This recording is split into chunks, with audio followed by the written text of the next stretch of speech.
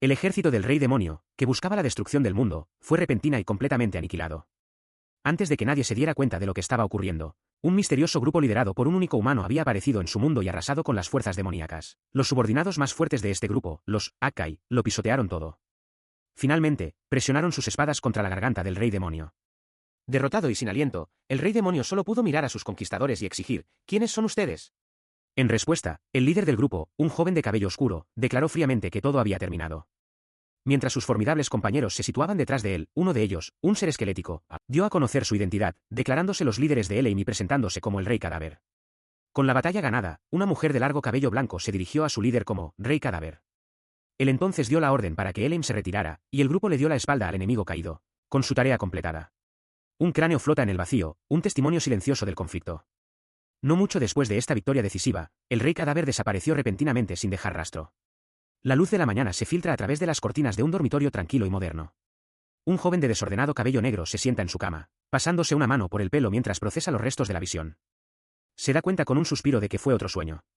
El sueño era un recuerdo. El Rey Cadáver, él, fue una vez un estudiante de secundaria común cuya verdadera identidad es Izaki Shou. Su vida cambió para siempre cuando toda su clase fue invocada a otro mundo. Sin embargo, la transición no fue pacífica.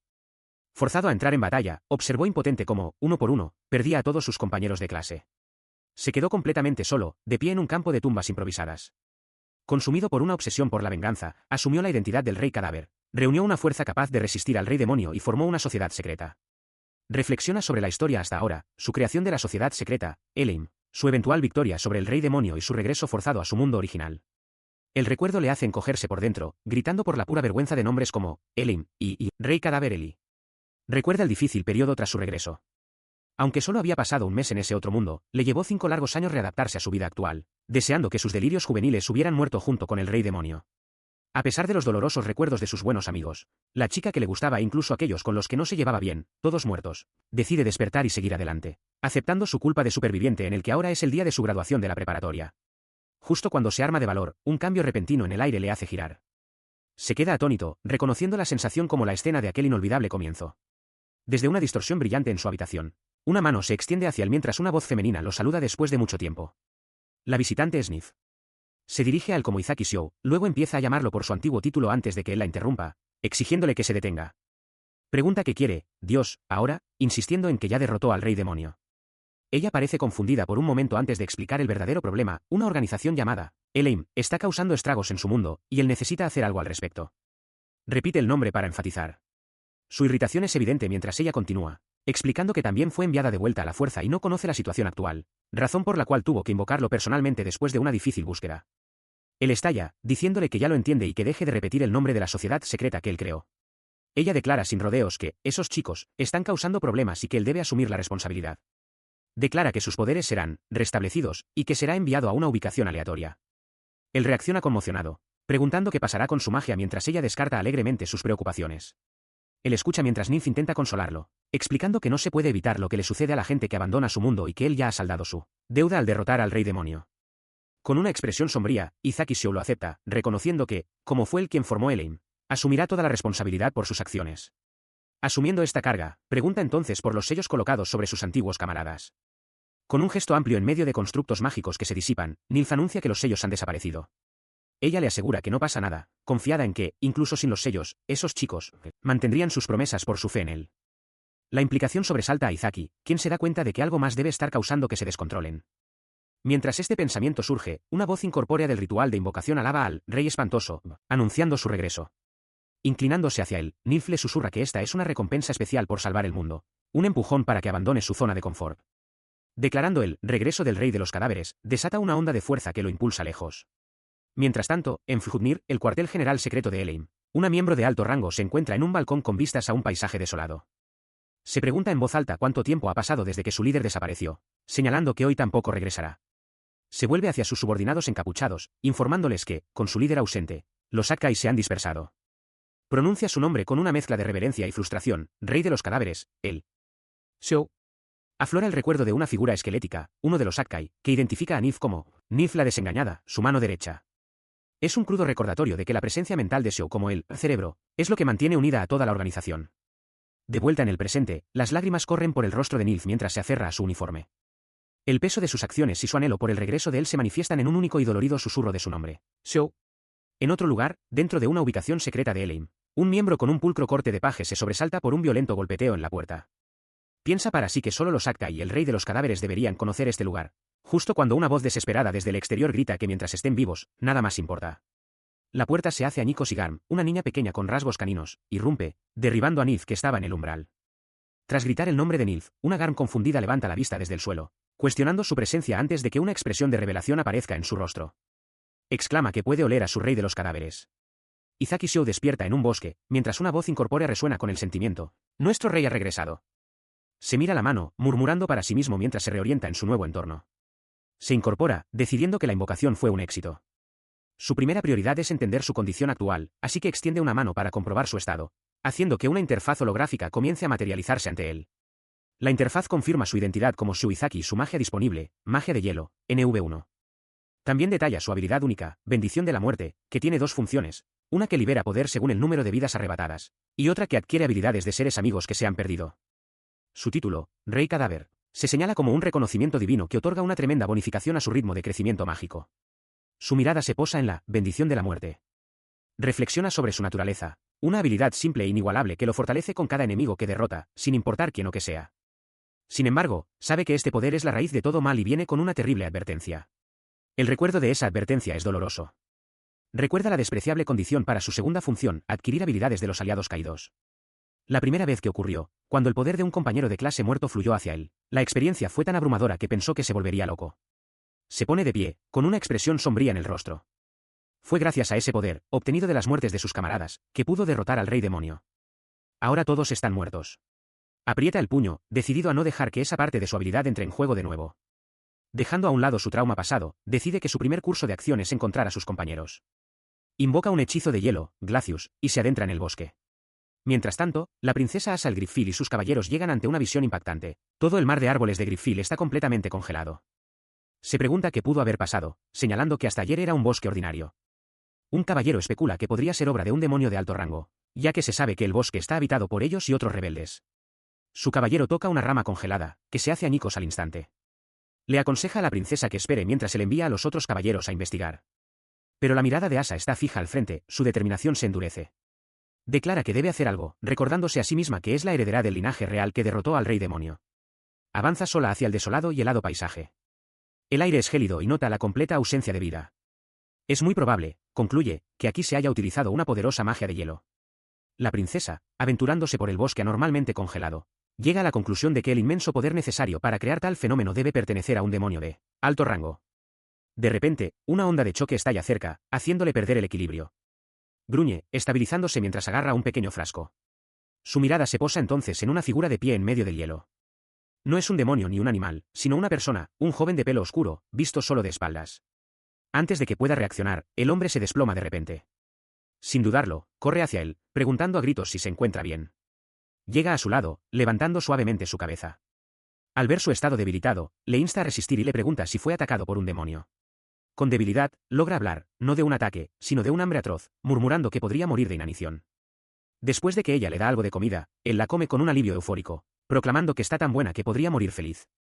Sentados juntos en el claro helado, él le da las gracias profusamente, admitiendo que realmente pensó que iba a morir. La princesa le dice que es comprensible, dado que nadie podría haber predicho que el bosque se convertiría en hielo de repente. Mientras él sigue comiendo, los ojos de ella captan un escudo familiar en su atuendo. Dándose cuenta de su propia falta de etiqueta, decide presentarse formalmente, pidiéndole que no se sorprenda por lo que está a punto de decir. Con una postura segura y regia, anuncia su identidad completa, Asa el Griffil, la quinta princesa del sagrado reino de Griffil. Sus ojos se abren de par en par por la sorpresa. Cuestiona la existencia de una quinta princesa, un título que nunca ha oído. Asa lo confirma con orgullo, preguntándole si está sorprendido y añadiendo que es descendiente de la familia real que derrotó al rey demonio, hace 180 años. Antes de que pueda dar más detalles, él levanta una mano para interrumpirla. Con una expresión repentinamente seria, le dice que se detenga ahí mismo. Procesó sus palabras con una expresión aturdida, su mente enganchada en un único detalle. ¿La familia real que derrotó al rey demonio, hace 180 años? La cronología no tenía sentido. Al ver su confusión, la princesa Asa le preguntó qué había estado murmurando, preguntándose en voz alta si había perdido la memoria. Luego le pidió su nombre. Cuando empezaba a responder, soy sí, una orden tajante de no te muevas resonó en el aire helado. En un instante, se vieron rodeados por un grupo armado. Un caballero presionó el frío acero de una espada contra la garganta de Izaki. El caballero miró más allá de Izaki, con la atención puesta por completo en la princesa. Le lanzó un ultimátum escalofriante, con voz baja y firme. No se mueva, princesa. O él muere. Mientras su atención estaba fija en la hoja en la garganta de Izaki, otro de los emboscadores la sujetó por detrás. Enfurecida, ella forcejeó, exigiendo saber quiénes eran y si eran los responsables de congelar todo el bosque. El hombre enmascarado que lideraba el grupo habló con una satisfacción escalofriante, señalando lo fácil que habían capturado su premio, Asa el Grifil. La figura enmascarada se presentó formalmente como Lucas, un miembro de alto rango de la sección de inteligencia de la sociedad secreta Eleim. Al oír ese nombre, la expresión de Izaki cambió. Una leve sonrisa de complicidad apareció en su rostro mientras miraba a sus captores. Eleim, reflexionó. Entonces vamos a tener un problema. La mujer de la capa negra se cierne sobre un show caído, identificando a la princesa cautiva en el fondo como Asa el Grifil. Explica que anticiparon que la familia real del reino sagrado investigaría una perturbación importante en el bosque. Con una sonrisa burlona, descarta a Xiao como un extra inesperado, un jabalí salvaje e ingenioso, que atraparon por casualidad. Mientras tanto, otra figura encapuchada de largo cabello claro se dirige a la princesa, asegurándole que será tratada con respeto. Sin embargo, añade una siniestra advertencia, sugiriendo que podría pedirle que le haga compañía cuando se sienta solo. Mientras hablan, la mujer del flequillo suspira antes de pisar con saña la cabeza de Xiao, hundiéndola en la tierra. La princesa Asa y su caballero observan con horror. El acto brutal provoca un grito de indignación de Asa, quien declara que escoria como ellos merece 1000 muertes. La mujer responde con calma que conoce la habilidad marcial y el sentido de la justicia de la princesa, explicando que esta demostración es la forma más eficaz de controlar a alguien como ella. Mientras Asa suplica que se detengan, la mujer afirma fríamente que Xiao no tiene nada que ver. Mientras la confrontación continúa, el hombre del moicano se inclina hacia el postrado Xiao y le pregunta quién es. Aturdido, Xiao responde que no lo conoce, y luego pregunta débilmente si es de inteligencia, mientras el hombre enmascarado, Lucas, observa. Su pregunta es recibida con otro pisotón castigador de la mujer de la capa. Ella grita que, en estos tiempos, debe conocer el nombre de Eleim. Ella continúa su diatriba, presumiendo de ser un miembro de alto rango de la organización.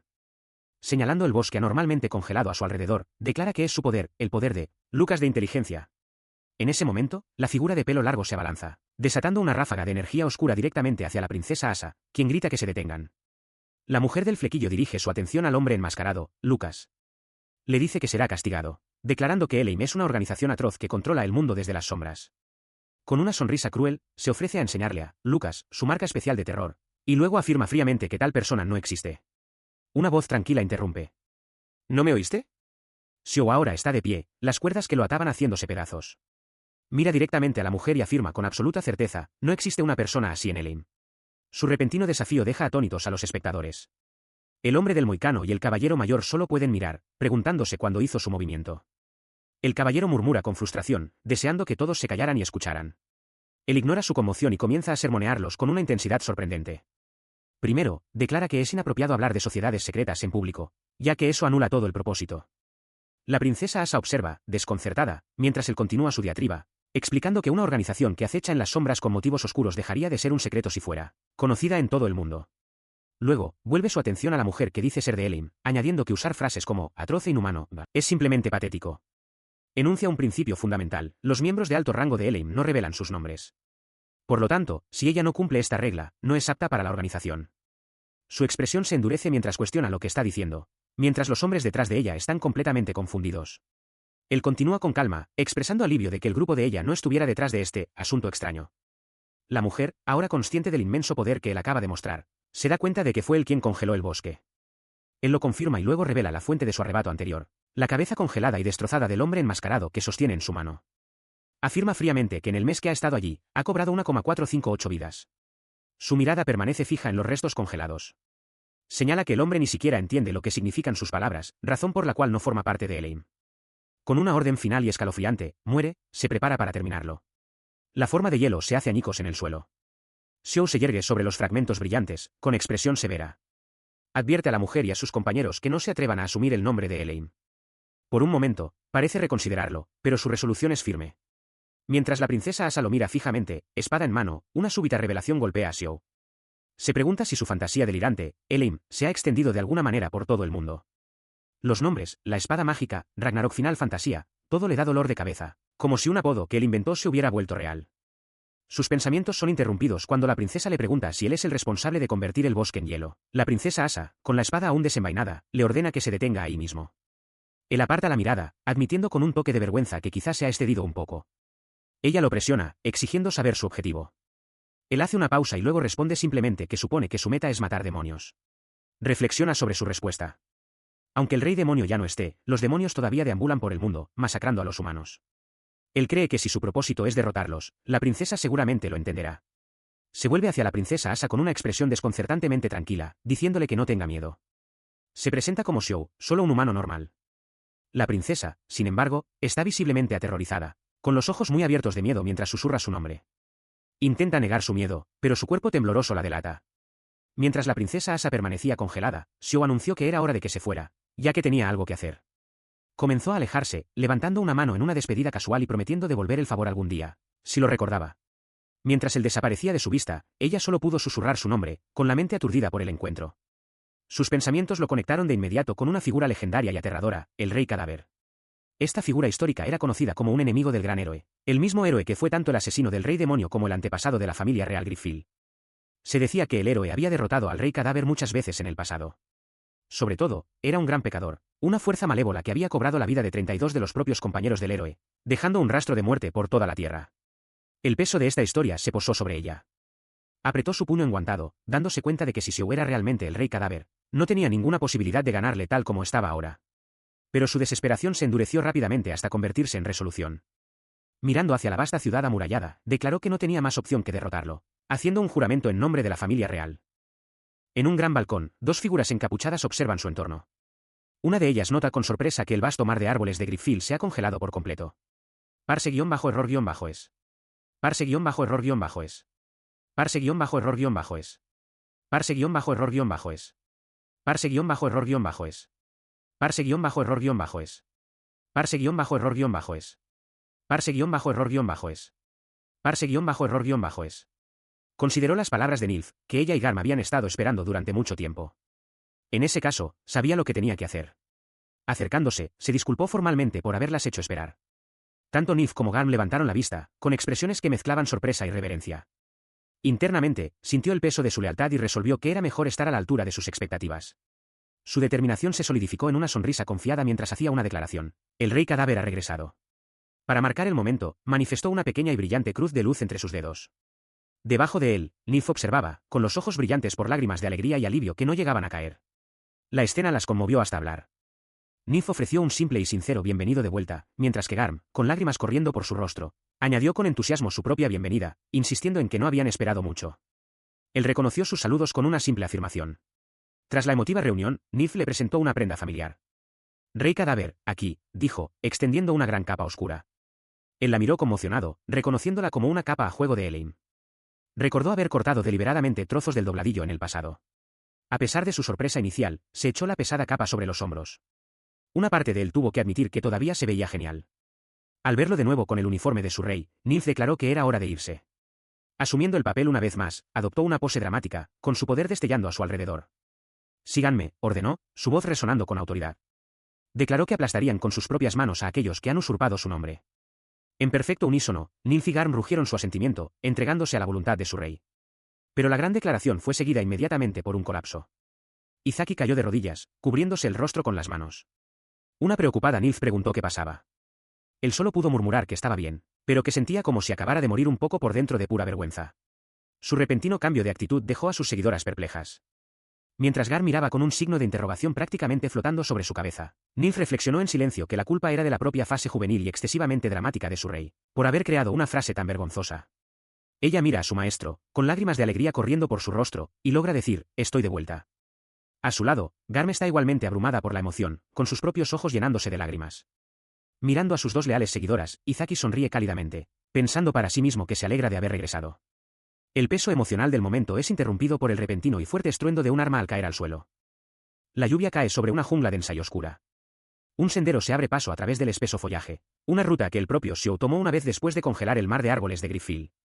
Mientras viajan, Nilf observa su entorno, notando que el terreno ha cambiado significativamente durante muchas décadas debido a la influencia de la magia y los demonios. A pesar de esto, cree haber localizado su ubicación actual en una llanura. Ella consulta un mapa, expresando su frustración porque solo ofrece una vista panorámica general. También le parece preocupante que áreas supuestamente inexploradas parezcan haber sido inspeccionadas en los últimos años. Xiao la tranquiliza, diciendo que es mejor que nada. Señala un punto específico en el mapa, declarando que si quieren recopilar información, su destino debería ser el pueblo de exploradores conocido como Gat. La sugerencia deleita a Garm, quien exclama que ha pasado mucho tiempo desde su última visita a Gat, y Nilf está de acuerdo en que es una buena idea. Xiao explica su razonamiento: donde se reúne la gente, también se reúne la información. Añade que será una oportunidad para investigar a los impostores que dicen ser de Eleim.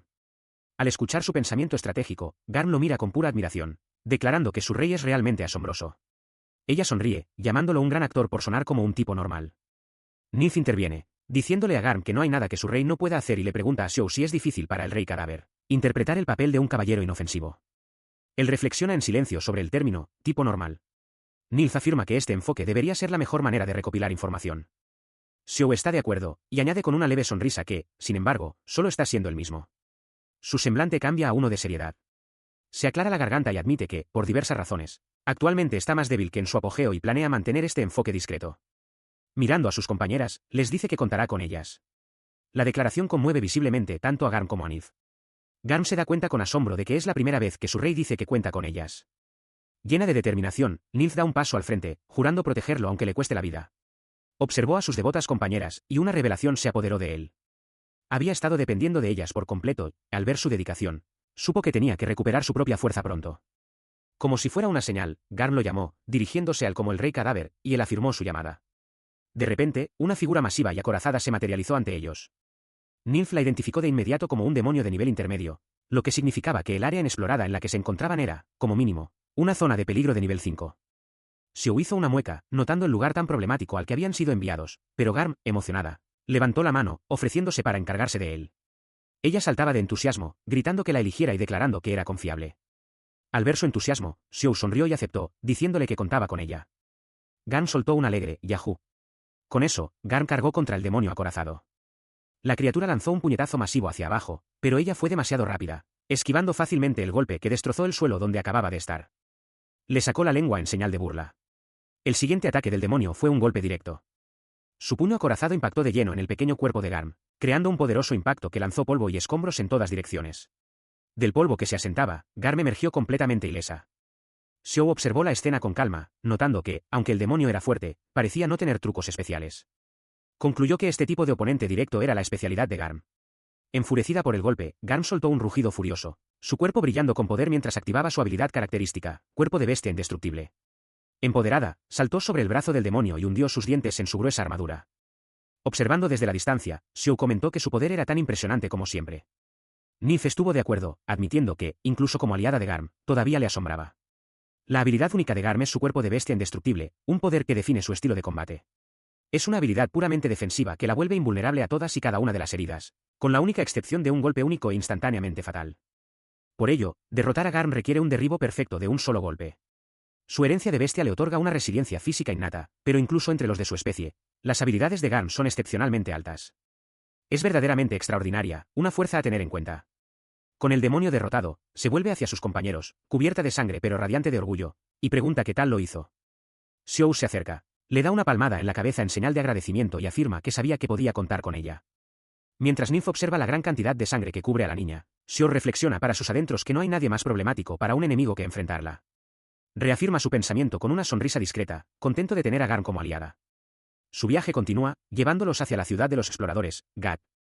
En las calles de la ciudad, un hombre con un bigote prominente arenga a sus compañeros, instándolos a seguir adelante. Al llegar a un bullicioso pueblo, Xiao y sus compañeros, Garm, Nilf y una figura encapuzada, encuentran a los exploradores locales en un estado de agitación. Garm expresa su confusión, pero Xiao está perdido en un momento de reflexión, reconociendo las calles como el primer pueblo que visitó cuando fue invocado a este mundo. Garm nota su expresión distante y le pregunta qué le pasa. Sacudiéndose la nostalgia, él le asegura que no es nada y les ordena que empiecen a recopilar información de inmediato. Mientras avanzan por un estrecho callejón, Xiao procesa internamente la situación. Un grupo está activo en la zona, haciéndose pasar por su organización, Eleim. No puede descartar la preocupante posibilidad de que algunos de sus propios miembros de alto rango estén involucrados. Él aparta la sospecha de su mente, decidiendo que es una distracción innecesaria. Después de todo, razona, si la verdadera Eleim fuera responsable, el daño resultante sería catastróficamente peor, imaginando bestias sombrías sembrando el caos. Ya dentro de una taberna abarrotada, Xiao observa la escena desde un rellano superior. Determina sus prioridades inmediatas, debe averiguar el propósito de los impostores, sus métodos de operación y cualquier rastro que hayan podido dejar. Sus pensamientos evocan imágenes de los culpables.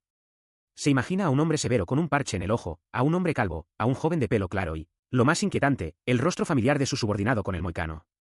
La alineación mental de sospechosos continúa, confirmando la presencia del hombre del moicano junto a otras figuras, dos hombres con armadura y otro oculto por una capucha.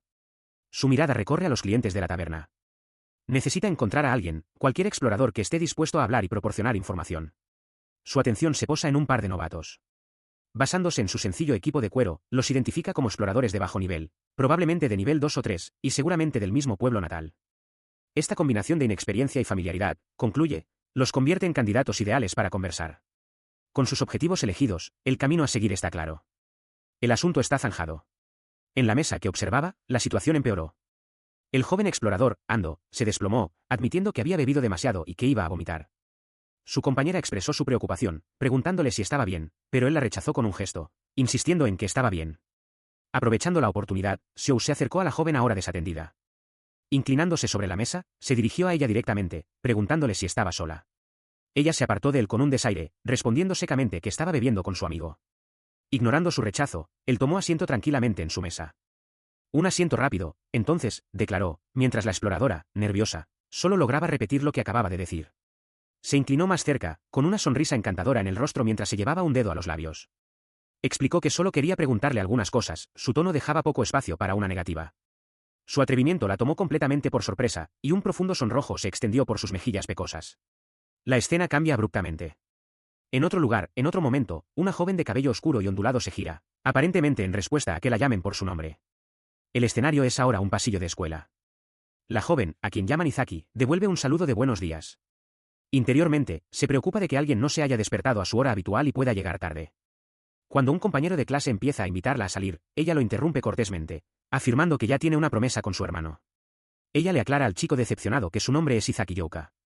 Luego, declara sin rodeos que le gusta a alguien, antes de revelar con una sonrisa amable que esa persona es su hermano, Izaki Xiao. Los pensamientos de Youka divagan, racionalizando sus sentimientos. Considera natural que su hermano sea guapo, ya que se parecen a sus padres.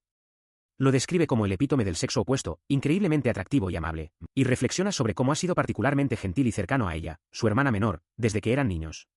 Ella camina por el pasillo de la escuela, sus pensamientos consumidos por su hermano.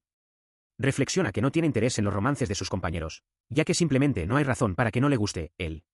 Su paseo solitario se ve interrumpido cuando ella y sus compañeros de clase se encuentran de repente ante una vasta y monótona extensión blanca.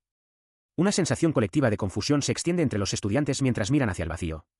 La confusión estalla en pánico cuando los estudiantes son abruptamente arrastrados hacia el espacio blanco, cayendo sin control. Gritos de ¿qué es este lugar? Y el salón de clases llenan el aire.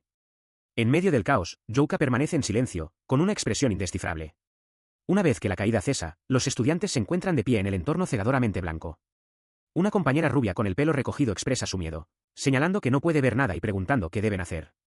Sin embargo, otra joven de largo y suelto cabello claro parece comprender la situación, dándose cuenta con calma de que así es como suelen ocurrir estos eventos.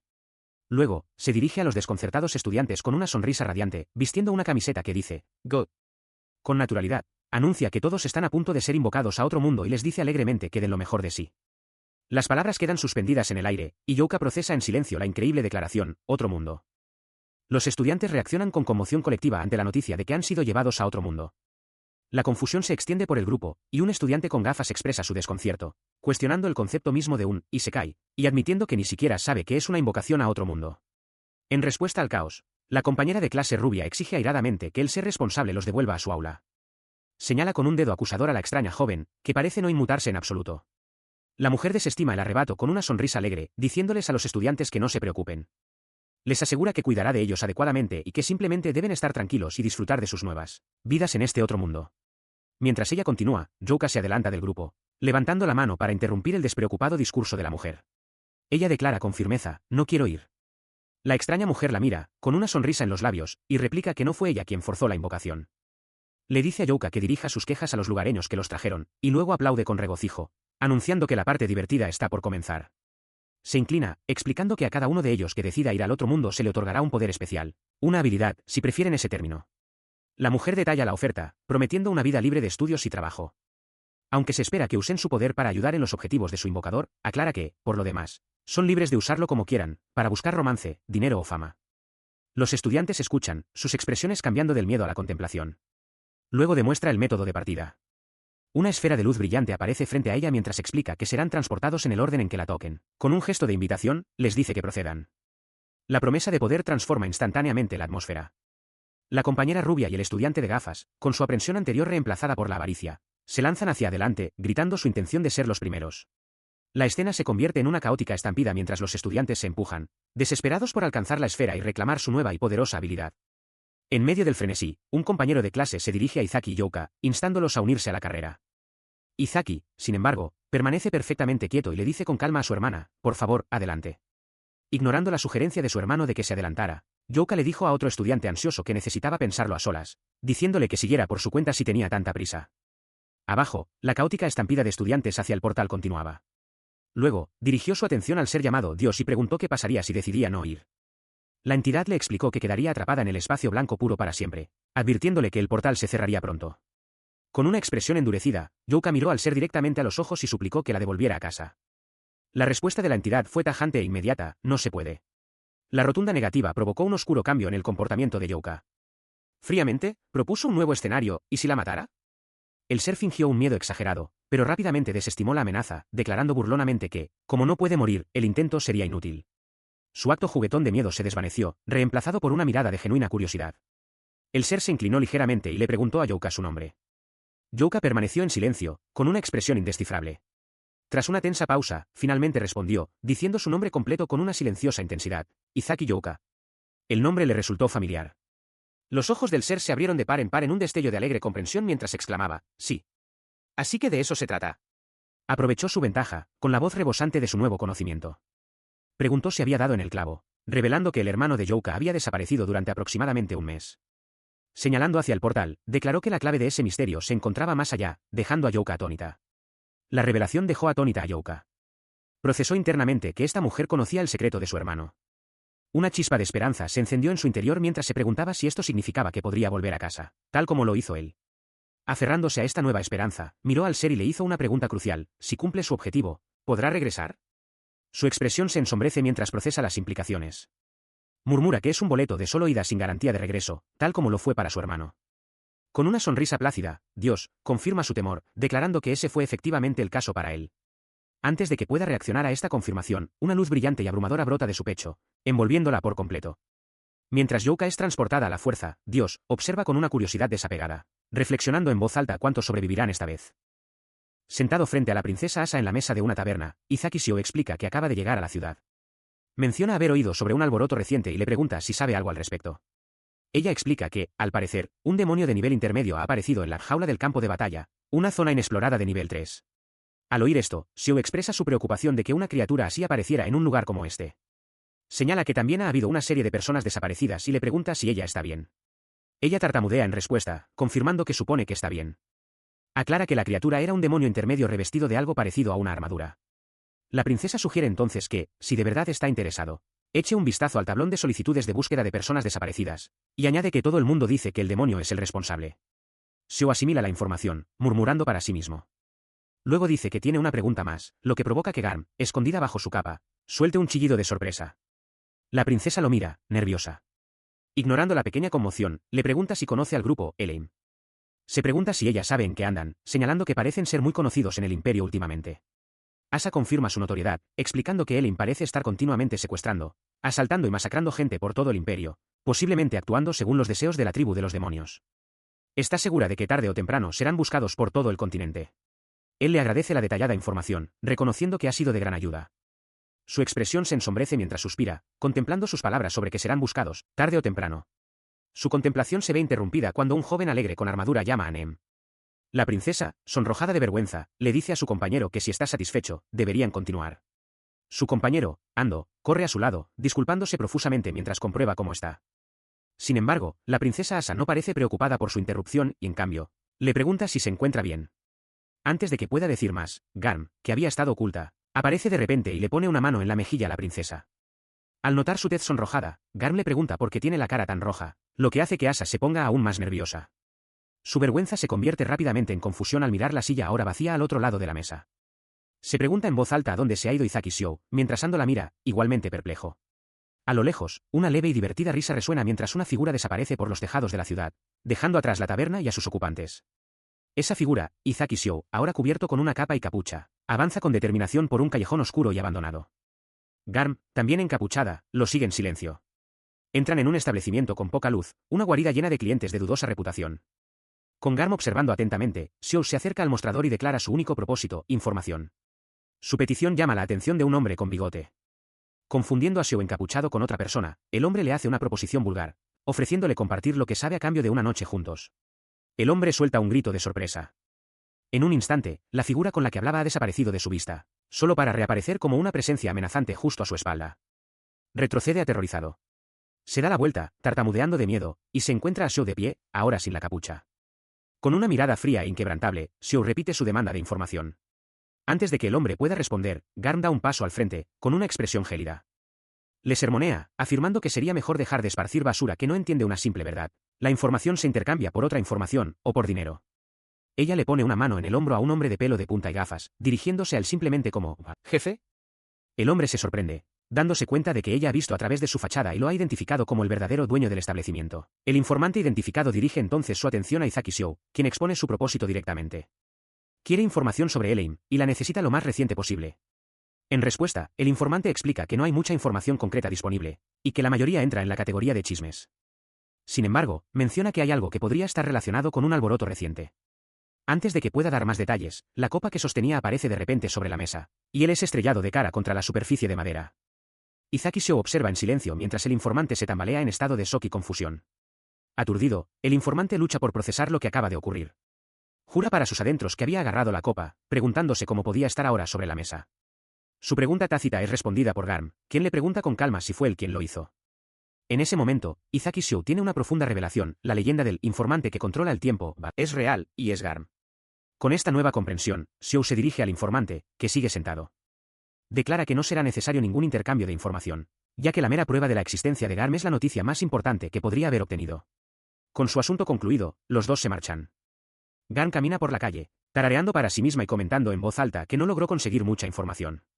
Mientras avanza, el bullicio de la ciudad se vuelve demasiado para ella. Se tapa con fuerza sus grandes y sensibles orejas con las manos, quejándose de que hay demasiado ruido. Caminando detrás de ella, Izaki Xiou observa esta reacción, con una expresión aguda e intensamente concentrada. Él procesaba los susurros y rumores dispersos que circulaban por la ciudad. Se hablaba de más gente desaparecida en la jaula del campo de batalla, y de la aparición de un demonio particularmente fuerte. Algunos incluso especulaban que Niflheim tenía algo que ver, un pensamiento que lo hizo detenerse a reflexionar.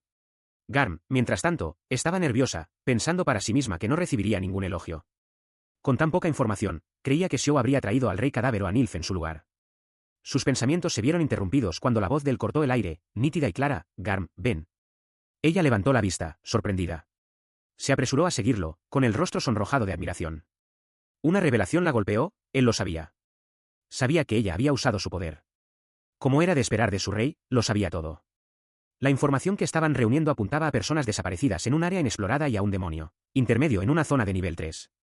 Más tarde, los tres, Xiou, Garm y Nilf, se reunieron en el suelo de una habitación, con un gran mapa extendido entre ellos. Xiou rompió el silencio, declarando que al combinar la información que cada uno había reunido, podían llegar a dos conclusiones. Miró a Garm, pidiendo confirmación de que el demonio intermedio era el mismo que ella y su compañía habían derrotado previamente. Sí, afirmó ella. Con eso establecido, Xiou presentó el primer hecho: había un total de 7 personas desaparecidas, la primera de las cuales se había desvanecido un mes antes. Nilf aportó entonces un análisis crucial.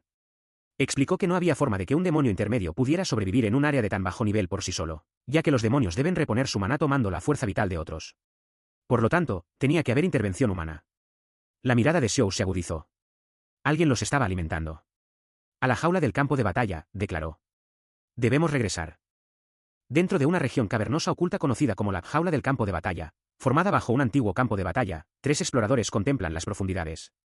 Al acercarse a los restos de una colosal armadura, Izaki Xiou expresa su incredulidad, preguntándose si la formidable criatura conocida como la armadura está realmente muerta. Sus compañeros examinan la escena de destrucción. El joven de pelo puntiagudo se pregunta en voz alta quién podría haber logrado tal hazaña, mientras que el hombre del bigote señala que, incluso para otros exploradores, esta fue obra de alguien fuera de lo común, ya que ni siquiera se detuvieron a recoger los valiosos materiales del cadáver. Xiou levanta una mano, deteniendo la conversación. El hombre del bigote, confundido por la interrupción, sugiere que simplemente regresen al pueblo. Sin embargo, el joven de pelo puntiagudo aclara que 2 de sus amigos fueron eliminados en el conflicto anterior. Ante esto, el semblante del hombre del bigote cambia a uno de desesperación lacrimosa. Explica que quiere recuperar las tarjetas de explorador de sus dos amigos y les suplica ayuda a Xiao y a su compañero. Habiendo accedido a ayudar, el grupo se adentra más en la caverna. El hombre del bigote los guía, indicándoles a los otros dos que los sigan por un pasadizo estrecho. Llegan a un callejón sin salida, lo que provoca que el joven de pelo puntiagudo cuestione a su guía. Mientras habla, el suelo bajo él y Xiao se derrumba de repente, revelando una trampa de foso. Desde el borde, el hombre del bigote los ve caer con una sonrisa siniestra. Tras la caída, Xiao comprueba inmediatamente el estado de su compañero, preguntándole si está bien. El joven se agarra la cabeza, quejándose de dolor por el impacto. Mirándolos desde el borde de arriba, el hombre del bigote les ofrece una escalofriante tranquilidad. Con una mirada de suficiencia, declara que ahora están a salvo. Su compañero mira hacia arriba con pánico y los ojos muy abiertos, pero Xiao, comprendiendo la traición, le grita con calma al hombre, diciéndole que los saque de allí. Mira los cuerpos en el foso, notando que hay 3. Desde arriba, el hombre bigotudo que los traicionó observa la escena, preguntándose por qué hay un cuerpo extra cuando solo le habían dicho que eran 2. Sostiene una pequeña tarjeta en su mano. Desde la oscuridad del foso, la silueta de Izaki Xiao levanta la vista, exigiendo saber la identidad del hombre. El hombre simplemente muestra una tarjeta de registro de explorador, cuya superficie zumba con algún tipo de energía, y suelta una risa baja y siniestra. De repente, aparece una nueva figura, presentándose como el 57º demonio superior, Presidente Ose. Se encuentra en medio de un enjambre de demonios insectoides, dando la bienvenida a los exploradores a lo que él llama un criadero. El hombre bigotudo, con el rostro desfigurado por la alegría, grita triunfante, creyendo que su plan ha sido un éxito. Su celebración se ve brutalmente interrumpida. Los demonios se vuelven contra él y su compañero con gafas, rodeándolos. Ose brinda burlonamente por su maravilloso encuentro, y su inmediata despedida mientras los hombres son arrollados. El demonio superior, un ser con una inteligencia que rivaliza con la de los humanos, abre los brazos y pide un brindis con sangre, deleitándose con la carnicería. Estas criaturas forman parte de colectivos de malicia que siguen al rey demonio y se alimentan de la humanidad. Existe una estricta jerarquía entre ellos, con rangos que descienden de rey, príncipe, duque, marqués y, finalmente, conde. El título de presidente, sin embargo, existe fuera de este marco. Significa una entidad que obtiene poder al comandar a otros demonios. Este presidente en particular, Ose, posee una mente retorcida y la habilidad de transformarse a sí mismo y a otros seres vivos. Ose se carcajea, revelando que ha estado convirtiendo exploradores en demonios de forma constante para llegar a este punto. Menciona que fue inesperado que su obra maestra, una transformación de tipo acorazado, fuera derrotada, pero sigue confiado, dado el gran número de demonios de nivel medio que ha reunido ahora. Proclama que el despertar del rey demonio está cerca, y que su anhelado deseo está a punto de cumplirse. Desde el foso, la chica de mi humana, Garm, mira hacia arriba conmocionada, preguntándose en voz alta si fue demasiado ingenua.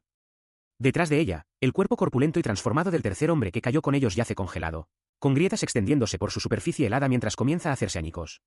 Ella se recortaba como una silueta junto a Xiao en medio de los escombros, frente a la imponente figura del demonio Ose. Mientras su adversario gesticulaba, Xiao, con la espada en la mano, tuvo una cruda revelación. No había previsto que su enemigo fuera un demonio de alto rango. En un tiempo y lugar completamente distintos, una luz brillante estalló en un gran y ornamentado salón del trono.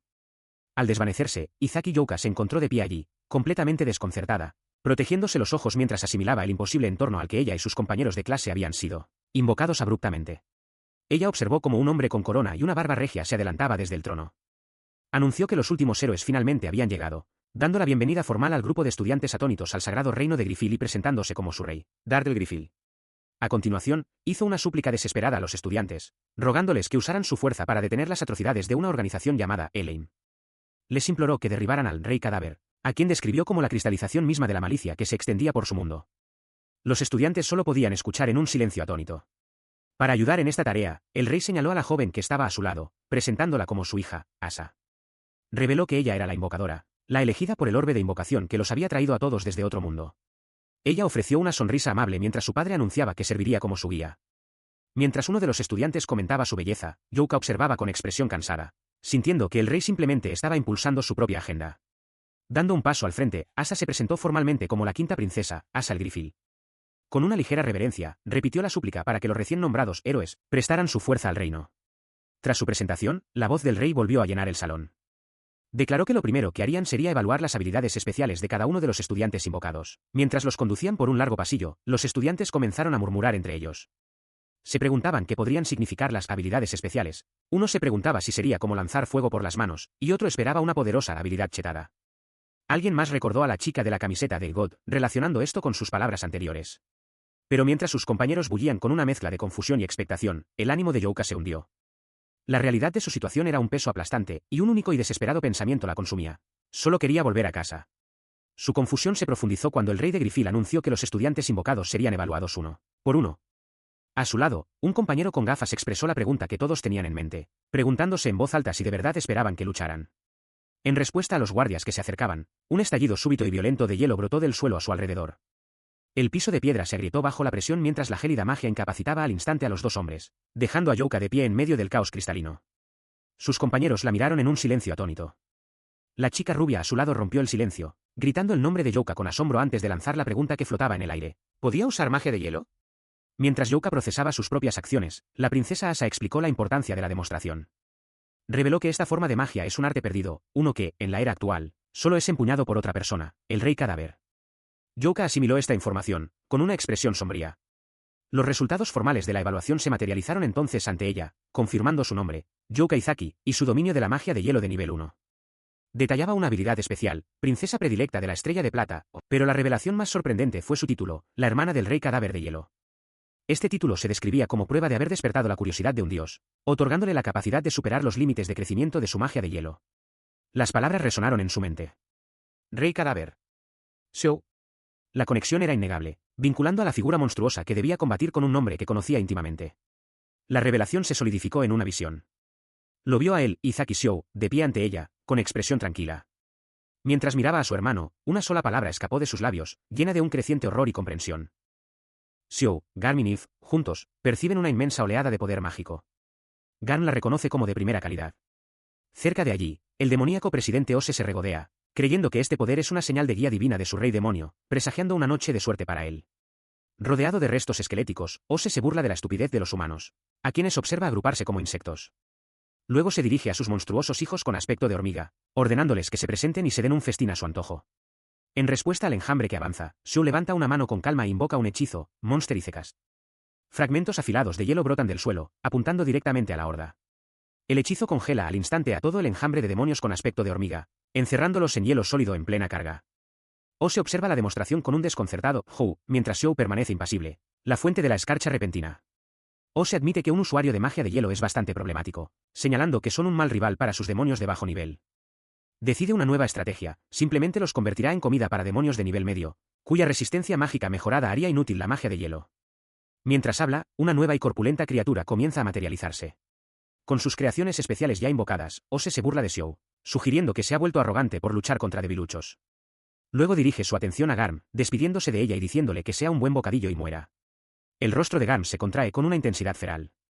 En un borrón de movimiento, salta a la espalda de uno de los grandes demonios con aspecto de cabra de Ose y le hinca los dientes, profundamente en el cuello. Con un crujido espantoso, su poderosa mandíbula y un giro brusco rompen el cuello del enorme demonio.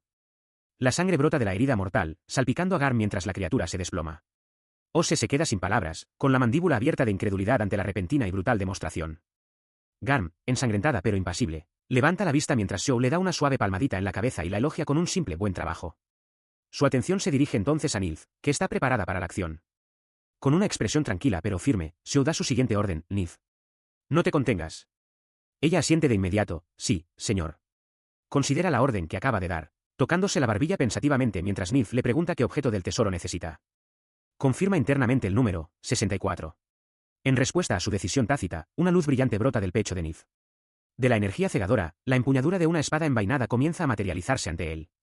Su expresión es serena, sus ojos concentrados mientras presenta el arma recién formada, diciendo simplemente, aquí tienes. Ella le tiende la hoja envainada para que la coja, repitiendo su ofrecimiento. Él, sin embargo, rechaza el gesto y le ordena que sea ella quien la desenvaine. Un momento después, parece comprender la implicación de su propia orden, suspirando con repentina exasperación mientras cede, bien, lo entiendo. Pero su concesión llega demasiado tarde. Con un gruñido de determinación, Nif le clava la hoja desnuda directamente en el pecho. Un destello de luz marca el impacto, y ella suelta un suspiro de esfuerzo mientras el arma es absorbida por su cuerpo. La espada se rematerializa en su mano, ahora envuelta en llamas rugientes. Observa la hoja ígnea, comentando que el fuego es, en efecto, el mejor método para el control de plagas. Frente a ellos, el presidente Ose retrocede, dándose cuenta de que sus oponentes no son humanos ordinarios. Sonríe con suficiencia, notando que la espada lleva el aroma de la propia especie de Ose. Luego menciona casualmente que quien la forjó, un subordinado suyo, tenía una cara de leopardo, muy parecida a la del presidente demonio que tiene delante. Con Nif y Garm a su lado, blande el arma, cuyas llamas danzan amenazadoramente. Esta es la 64ª espada de fuego.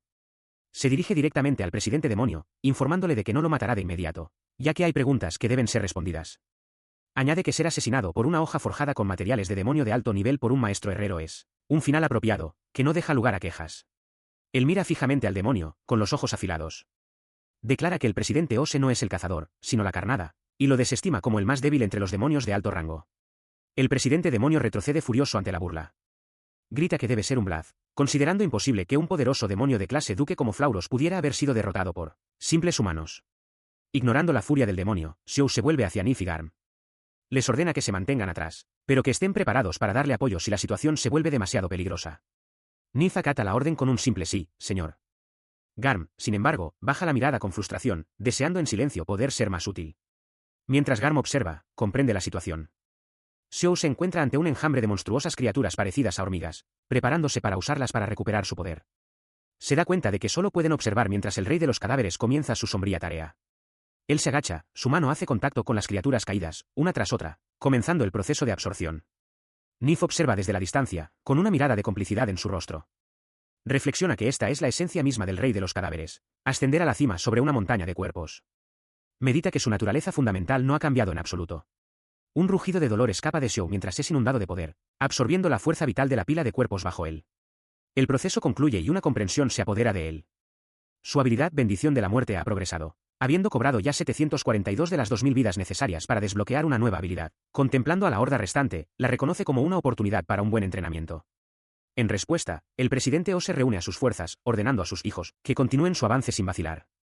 En respuesta a la orden del demonio, el campo de batalla estalló. Izaki Xiao, con una brusca exhalación, se enfrentó a la horda que cargaba, su espada ardiendo a través de sus filas. Su espada calcinaba y derretía a las monstruosas hormigas, dejando estelas de destrucción incandescente a su paso. Se mantuvo firme sobre un montículo de cadáveres, su único propósito resonando a través de la carnicería: matar. Jadeaba, con el sudor perlado en su rostro, pero sus ojos ardían con una resolución inquebrantable, casi frenética. Faltaban 1000 más. Tenía que matarlos a todos. Su pesada respiración no pasó desapercibida. Desde la distancia, el presidente Ose observaba con diversión, burlándose de él. Vaya, ¿te estás quedando sin aliento? Debes estar quedándote sin maná pronto, ¿eh? Xiao, empuñando su espada, sabía que el arma del demonio de alto rango consumía una cantidad masiva de maná. Todavía le quedaban 600 por matar. El presidente demonio, flanqueado por sus soldados insectoides, parecía confiado. Oye, se burló, ¿no les falta algo de impulso a estas hormigas? Creo que hay un número suficiente aquí para matarte, ¿no te parece? Él replicó sin romper su ritmo, derribando a otro enemigo. 400 más, contó, con una sombría sonrisa en su rostro. Estoy deseando convertirte en mi siervo. Se abrió paso a través del enjambre, los cuerpos de las hormigas amontonándose a su alrededor. Tenía un plan para la victoria, y cada cadáver era un paso hacia su ejecución. El acto de matar trajo consigo recuerdos, rostros de aquellos a quienes había asesinado en el pasado. Cada vez que quitaba una vida, lo recordaba. Esta, se reafirmó a sí mismo, era la naturaleza del rey de los cadáveres.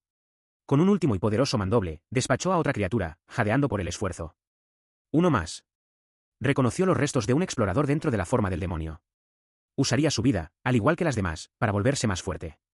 Él se mantiene firme, con la espada en ristre, en medio de los restos humeantes de su más reciente víctima.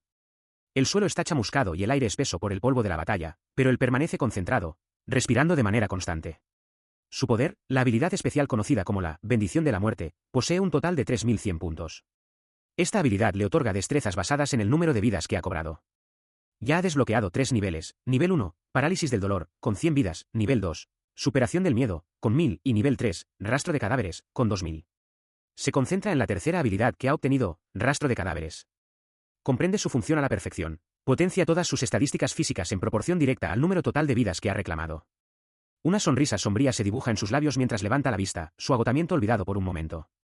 Con un vigor renovado, declara que la verdadera batalla, el plato principal, apenas está por comenzar. El demonio felino, presidente Ose, se cierne sobre el caído Xiao, burlándose de su aparente agotamiento. Le pregunta si se ha quedado sin maná, agradeciéndole su inútil lucha. Con una sonrisa cruel, Ose promete explotar a Xiao hasta los huesos una vez que se convierta en su sirviente.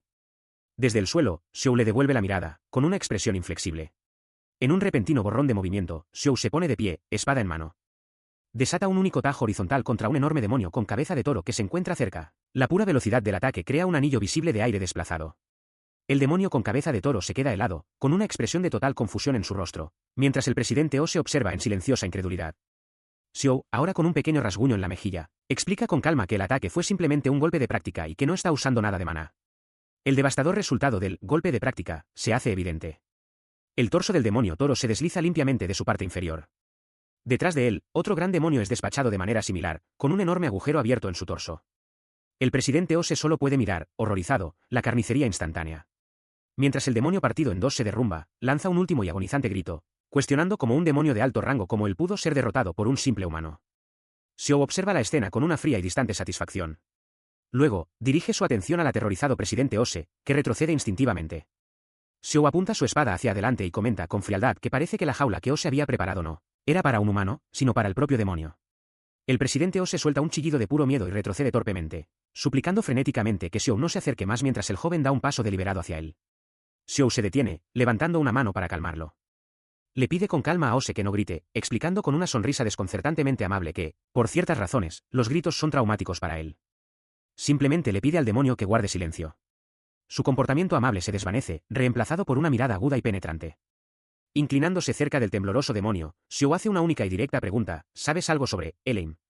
El silencio aterrorizado del demonio es toda la confirmación que necesita. Xiao reconoce la respuesta no verbal con un simple O. Así que sabes, con su espada aún en guardia. Él continúa su interrogatorio, presionando al aterrorizado presidente Ose para que le dé información sobre el estado real de Elaine. El demonio permanece en silencio, temblando bajo su intensa mirada. Luego se vuelve hacia sus compañeras, pidiéndole a Nif que Garm determine si el demonio está mintiendo. Garm se concentra, escuchando los latidos del corazón del demonio, y tras un momento de consideración, confirma que su corazón no está acelerado. El demonio dice la verdad, no lo sabe. Al oír la confirmación, su paciencia se agota. Agarra al demonio, preguntando con rabia si lo mantuvieron desinformado por ser un simple subordinado. El presidente Ose ruge en respuesta con desafío, gritando que Xiao no se atreva a burlarse de él. Mientras el demonio grita de dolor, Xiao le aconseja con calma que no se resista. Afirma fríamente que, aunque lo mate, nada cambiará. El demonio hace una última y desesperada declaración, gritando que todos los humanos serán impotentes cuando el rey demonio sea resucitado. Esto hace que Xiao se detenga, mientras se pregunta con sorpresa si esa figura realmente va a volver a la vida. Él deja escapar un suspiro de cansancio, al darse cuenta de algo. Así que eso es todo, el objetivo de la falsa Elaine es la resurrección del rey demonio. El presidente Ose lo mira, confundido por la afirmación. Tras atar cabos, su expresión se endurece. Le da las gracias al demonio por la información, afirmando que ha oído lo que necesitaba oír mientras presiona su espada contra el cuello de Ose. Su mirada se vuelve fría mientras pronuncia una despedida final y escalofriante: nos vemos. Un momento después, el hecho está consumado y el cuerpo del presidente Ose se disuelve. Nif observa con adoración, alabando la frialdad de su rey y diciendo que esta es su verdadera forma como el rey cadáver. Garm, siempre práctica, observa los materiales dejados por el demonio de alto nivel, sugiriendo que serían más útiles procesados como armas que vendidos. Mientras Nif se embelesa, Garm la observa con un pensamiento irónico, notando que Nif se está volviendo un poco fanática. Sonrojada, Nif parece estar de acuerdo, pensando para sí misma que en parte es culpa de Xiao. Junto a sus compañeros, Nif escuchó a Garm preguntar cuál sería su siguiente movimiento. Xiao se giró hacia ellos, con una leve sonrisa en el rostro, y confirmó su partida, declarando que habían reunido suficiente información. Ante la mención de regresar, Nif se sonrojó un poco. Mencionó con vacilación el ritual, de siempre, para cuando regresan, una sugerencia que Garm secundó con entusiasmo y una mirada esperanzada. La emoción compartida hizo que Xiao se detuviera, con una expresión de comprensión en su rostro al darse cuenta de que querían que hiciera una demostración. Nif lo confirmó, declarando que quería ver más del lado genial del rey. Soltó un pequeño suspiro, con una gota de sudor en la sien. Resignado, reconoció para sí mismo que no había más remedio, contaban con él. Y así, interpretando su papel, se giró hacia sus seguidoras con renovada intensidad. Con un gesto dramático, anunció su regreso a Elaine, provocando un entusiasta, sí, tanto de Nif como de Garm. Pero mientras celebraban, una voz cortante resonó en el aire. Espera, ordenó. Apareció una mujer con armadura oscura, declarando que había escuchado sus palabras. Avanzó, enfrentando al grupo directamente. Xiao pareció sorprendido cuando la mujer confirmó que le había oído decir, regresando a Elaine. Y lo que es más importante, exigió saber quiénes eran. Sin esperar respuesta, hizo una audaz declaración. Aternanoir, anunció. Se proclamó a sí misma la heroína destinada a capturar Elaine, citando su autoridad como exploradora de nivel 8, declaró que los ponía bajo arresto. Su mirada era aguda e inquebrantable, su expresión de absoluta convicción mientras repetía su nombre, Aternanoir. No era una fanfarronada. Nacida en una familia plebeya, el talento de Aternanoir había florecido en apenas 10 años, permitiéndole ascender rápidamente en las filas como exploradora y ser conocida como Negra Valerosa. En el Imperio Fortem, un epíteto basado en un color es un título reservado para la clase más alta de exploradores, vencedores de la Guerra Mundial. Ella se erigía como un excelente ejemplo de esta élite, una figura de autoridad y poder. Su autoridad provenía de una orden directa. En un recuerdo reciente, se encontraba ante el rey de Grifil, quien le encargó perseguir al misterioso grupo que se hace llamar Elaine. La noticia de que un príncipe y una princesa habían sido secuestrados por ellos fue un shock. El rey entonces le confió formalmente la investigación a ella y a sus compañeros, refiriéndose a ellos como la lanza valiente. Añadió una sombría advertencia: se decía que Elayne usaba hechicería prohibida. Siguiendo esta directiva, su investigación los llevó a una zona sospechosa. Ella notó la anomalía en el mar de árboles de Gridfield y la inusual aparición de demonios de nivel medio en una zona de bajo nivel. Su compañero de pelo puntiagudo, Dagul, declaró alegremente que sus sospechas estaban confirmadas, mientras Ater lo llamaba a él y a su otra compañera, Amira. El recuerdo se desvaneció, devolviéndola a la confrontación actual. Miró al grupo de Xiao con desdén. Elayne se burló: agradezco que fueran lo suficientemente estúpidos como para anunciar sus nombres de esa manera. Xiao solo pudo quedarse mirando, atónito por el insulto. Su sorpresa dio paso a un extraño desánimo. Se agachó, hurgando en el suelo con un dedo, y tuvo que admitir para sí mismo que el nombre, tal vez, parecía un poco estúpido. Ater observó esta extraña escena con una mirada inquisitiva. Continuó su debate interno, con un ligero sonrojo apareciendo en su rostro. Sonaba genial en aquel entonces, razonó, y rápidamente se corrigió: tampoco es que no suene genial ahora. Su extraño comportamiento no pasó desapercibido. Mi señora. Mire esto, exclamó Dagul, señalando a Xiao. Se preguntó si el chico estaba dibujando algún tipo de círculo mágico. Asustado por la atención, Xiao agitó las manos frenéticamente, tratando de insistir en que no era lo que parecía. Sin embargo, la atención de Ater se desvió hacia la carnicería en el suelo, los restos destrozados de los demonios. Su expresión se endureció en un juicio final. Realmente no tienen salvación, Elayne sentenció con voz fría. Con su veredicto emitido, levantó una mano, acumulando su poder. Manto oscuro, entonó, iniciando un hechizo.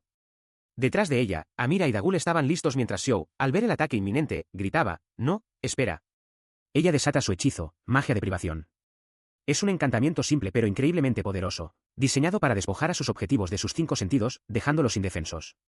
Pero mientras la magia se abalanza sobre sus objetivos, Xiao se mueve con una velocidad imposible, esquivando el ataque por completo. Levanta las manos en un gesto apaciguador, gritándole que espere, insistiendo en que la situación no es lo que parece. Su exitosa evasión deja a Ater atónita. No puede creer que lo haya esquivado, y sus compañeros se dan cuenta de que su magia no está funcionando. Mientras tanto, Xiao intenta explicar que acababa de lidiar con un demonio de alto rango que había estado allí momentos antes, con la voz teñida de desesperación. Antes de que su explicación pueda ser procesada, una tremenda explosión sacude la zona, lanzando escombros por los aires. El suelo estalla entre los dos grupos, tomando a todos por sorpresa. Ater grita confundida, exigiendo saber qué está pasando, mientras que su compañero solo puede preguntar qué demonios sucede. El polvo del impacto comienza a asentarse, y los ojos de Xiao se abren con incredulidad ante la visión en lo alto. Piensa que no puede ser. A su lado, Nith mira hacia arriba, con la boca abierta, mientras una figura oscura y alada desciende del cielo. La figura se revela como Nidhogg, pero su apariencia es más salvaje, más feral que antes. Sus ojos brillan con una luz depredadora y afilados colmillos llenan su boca mientras lanza un grito penetrante y posesivo por su rey. Aterriza con un impacto que estremece el suelo, su poderosa forma irradia amenaza. Nidhogg ha llegado. Una mujer formidable de piel oscura, grandes cuernos y ojos reptilianos mira al frente con intensidad. Se la identifica como de la estirpe del dragón, Nidhogg, y una figura masiva y sombría se cierne detrás de ella. Su mirada cambia y se posa en la exploradora Ater Nanoir. La mujer con cuernos recuerda la reputación del verdadero Nidhogg, una leyenda viviente, el arma definitiva del imperio contra los demonios y la fuente de su fuerza. Parece estar comparando a Ater con esta leyenda, comenzando a pronunciar un nombre. Antes de que pueda terminar, Ater grita, con la voz llena de incredulidad al reconocer a la mujer con cuernos que tiene delante: Nidhogg. La mujer con cuernos sonríe con suficiencia, dirigiéndose fríamente a la exploradora por su título, Ater de la Valiente Negra, y cuestionando su presencia. Azorada, Ater replica que ella debería ser la que hiciera esa pregunta, pero su oponente simplemente musita, imperturbable. Recuperando la compostura, Ater señala y exige que la mujer con cuernos y sus compañeros se rindan, insistiendo en que no tienen ninguna posibilidad de victoria. La mujer con cuernos ignora la exigencia, y en su lugar, le advierte que destruir un área inexplorada puede considerarse alta traición. Mientras habla, el compañero de Ater, Dagul, da un paso al frente para informarle de que actúan bajo la autoridad del emperador, enviados para subyugar al dragón guardián. En respuesta a esta declaración, el rostro de la mujer con cuernos se abre en una amplia sonrisa de dientes afilados. Señala con el dedo hacia adelante, afirmando con confianza que están equivocados. Justo entonces, Xiao, flanqueado por Garminith, interviene. Le dice urgentemente a Ater que la gente a la que se enfrenta es Elayne, la raíz de todo mal. Luego hace una declaración sorprendente: él es el dragón guardián del imperio. La revelación deja a Ater sin palabras y a la mujer con cuernos completamente desconcertada. Él continúa su súplica, advirtiendo a Ater que, aunque la mujer con cuernos es increíblemente fuerte, también es una idiota que la llevará a la muerte. Le implora que se rinda. Ater solo puede musitar la palabra, todavía conmocionada, mientras la mujer con cuernos observa completamente confundida. Luchando por encontrarle sentido a la situación, Ater se vuelve hacia la mujer con cuernos, llamándola para atraer su atención en medio del caos de revelaciones. La mujer con cuernos mira a Ater con genuina confusión, preguntándose por qué ella aplastaría a su rey. Ella continúa, explicando que no sabe nada sobre el emperador. Admite que alguien ha estado ruidoso últimamente, pero que estaba ocupada y simplemente lo ignoró. Ater y sus compañeros solo pueden mirar, completamente desconcertados por su respuesta. Su expresión cambia de la confusión a la euforia pura. Explica que estaba ocupada buscando a alguien, y con un gesto triunfante hacia Xiao, declara que por fin lo ha encontrado. Él, sin embargo, no parece muy emocionado. Con un suspiro de cansancio, se dirige a ella débilmente como Nid, suplicándole que se detenga justo ahí. Su súplica no es escuchada. Nidhogg acorta la distancia de repente, con su rostro a centímetros del de él, y exclama con entusiasmo que lo entiende. Los ojos de Xiao se abren de par en par por la sorpresa al darse cuenta de que se refiere a él, declarando que esta persona no es otra que el rey de Eleim y el rey del mundo, proclama, señalando dramáticamente al atónito Xiao. Ater y Amira observan, su asombro se profundiza mientras Ater lo identifica como el rey cadáver, Lorrel. Él estalla, gritándole a Nidhogg, llamándola idiota. Su arrebato solo confunde más a Ater, quien exige saber si Nidhogg los está traicionando.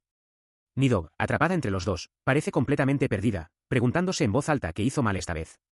Mientras Ater intenta dirigirse a Nid, la mujer con cuernos la ignora por completo.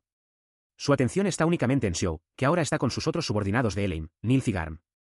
Nidhogg declara con regocijo que el tiempo de pasar desapercibido ha terminado. Ahora es el momento de que el nombre de su rey resuene en todo el mundo. Se inclina aún más hacia Xiao, con su rostro casi tocando el de él, y le pregunta si la ha olvidado, ya que no se han visto en un tiempo. Él reacciona agarrando ambos cuernos de ella, empujándola un poco hacia atrás. Nidhogg se sonroja, feliz de estar cerca de su rey pero encontrando esto un poco demasiado atrevido. Ater, observando la extraña interacción, hierve de rabia porque Nidhogg no ha cambiado. Nidhogg protesta, diciéndole a Xiao que no la sacuda y que sus cuernos no son un manubrio. Ahora se asocia un nombre con ella, Nidhogg, la no desperdiciada. Esta mujer con cuernos, Nidhogg, es conocida como la estirpe de dragón más fuerte. Es miembro de los ejecutivos de Eleim, los 8 preceptos, una especialista en combate famosa por su naturaleza audaz y de espíritu libre. Sin embargo, esta misma naturaleza ahora causa un problema significativo. Él lucha por silenciarla, mientras ella le grita a su rey que se detenga. Nif observa desde un lado mientras Xiao se lamenta de que Nidhogg es bastante idiota, recordándole que ya se lo había advertido.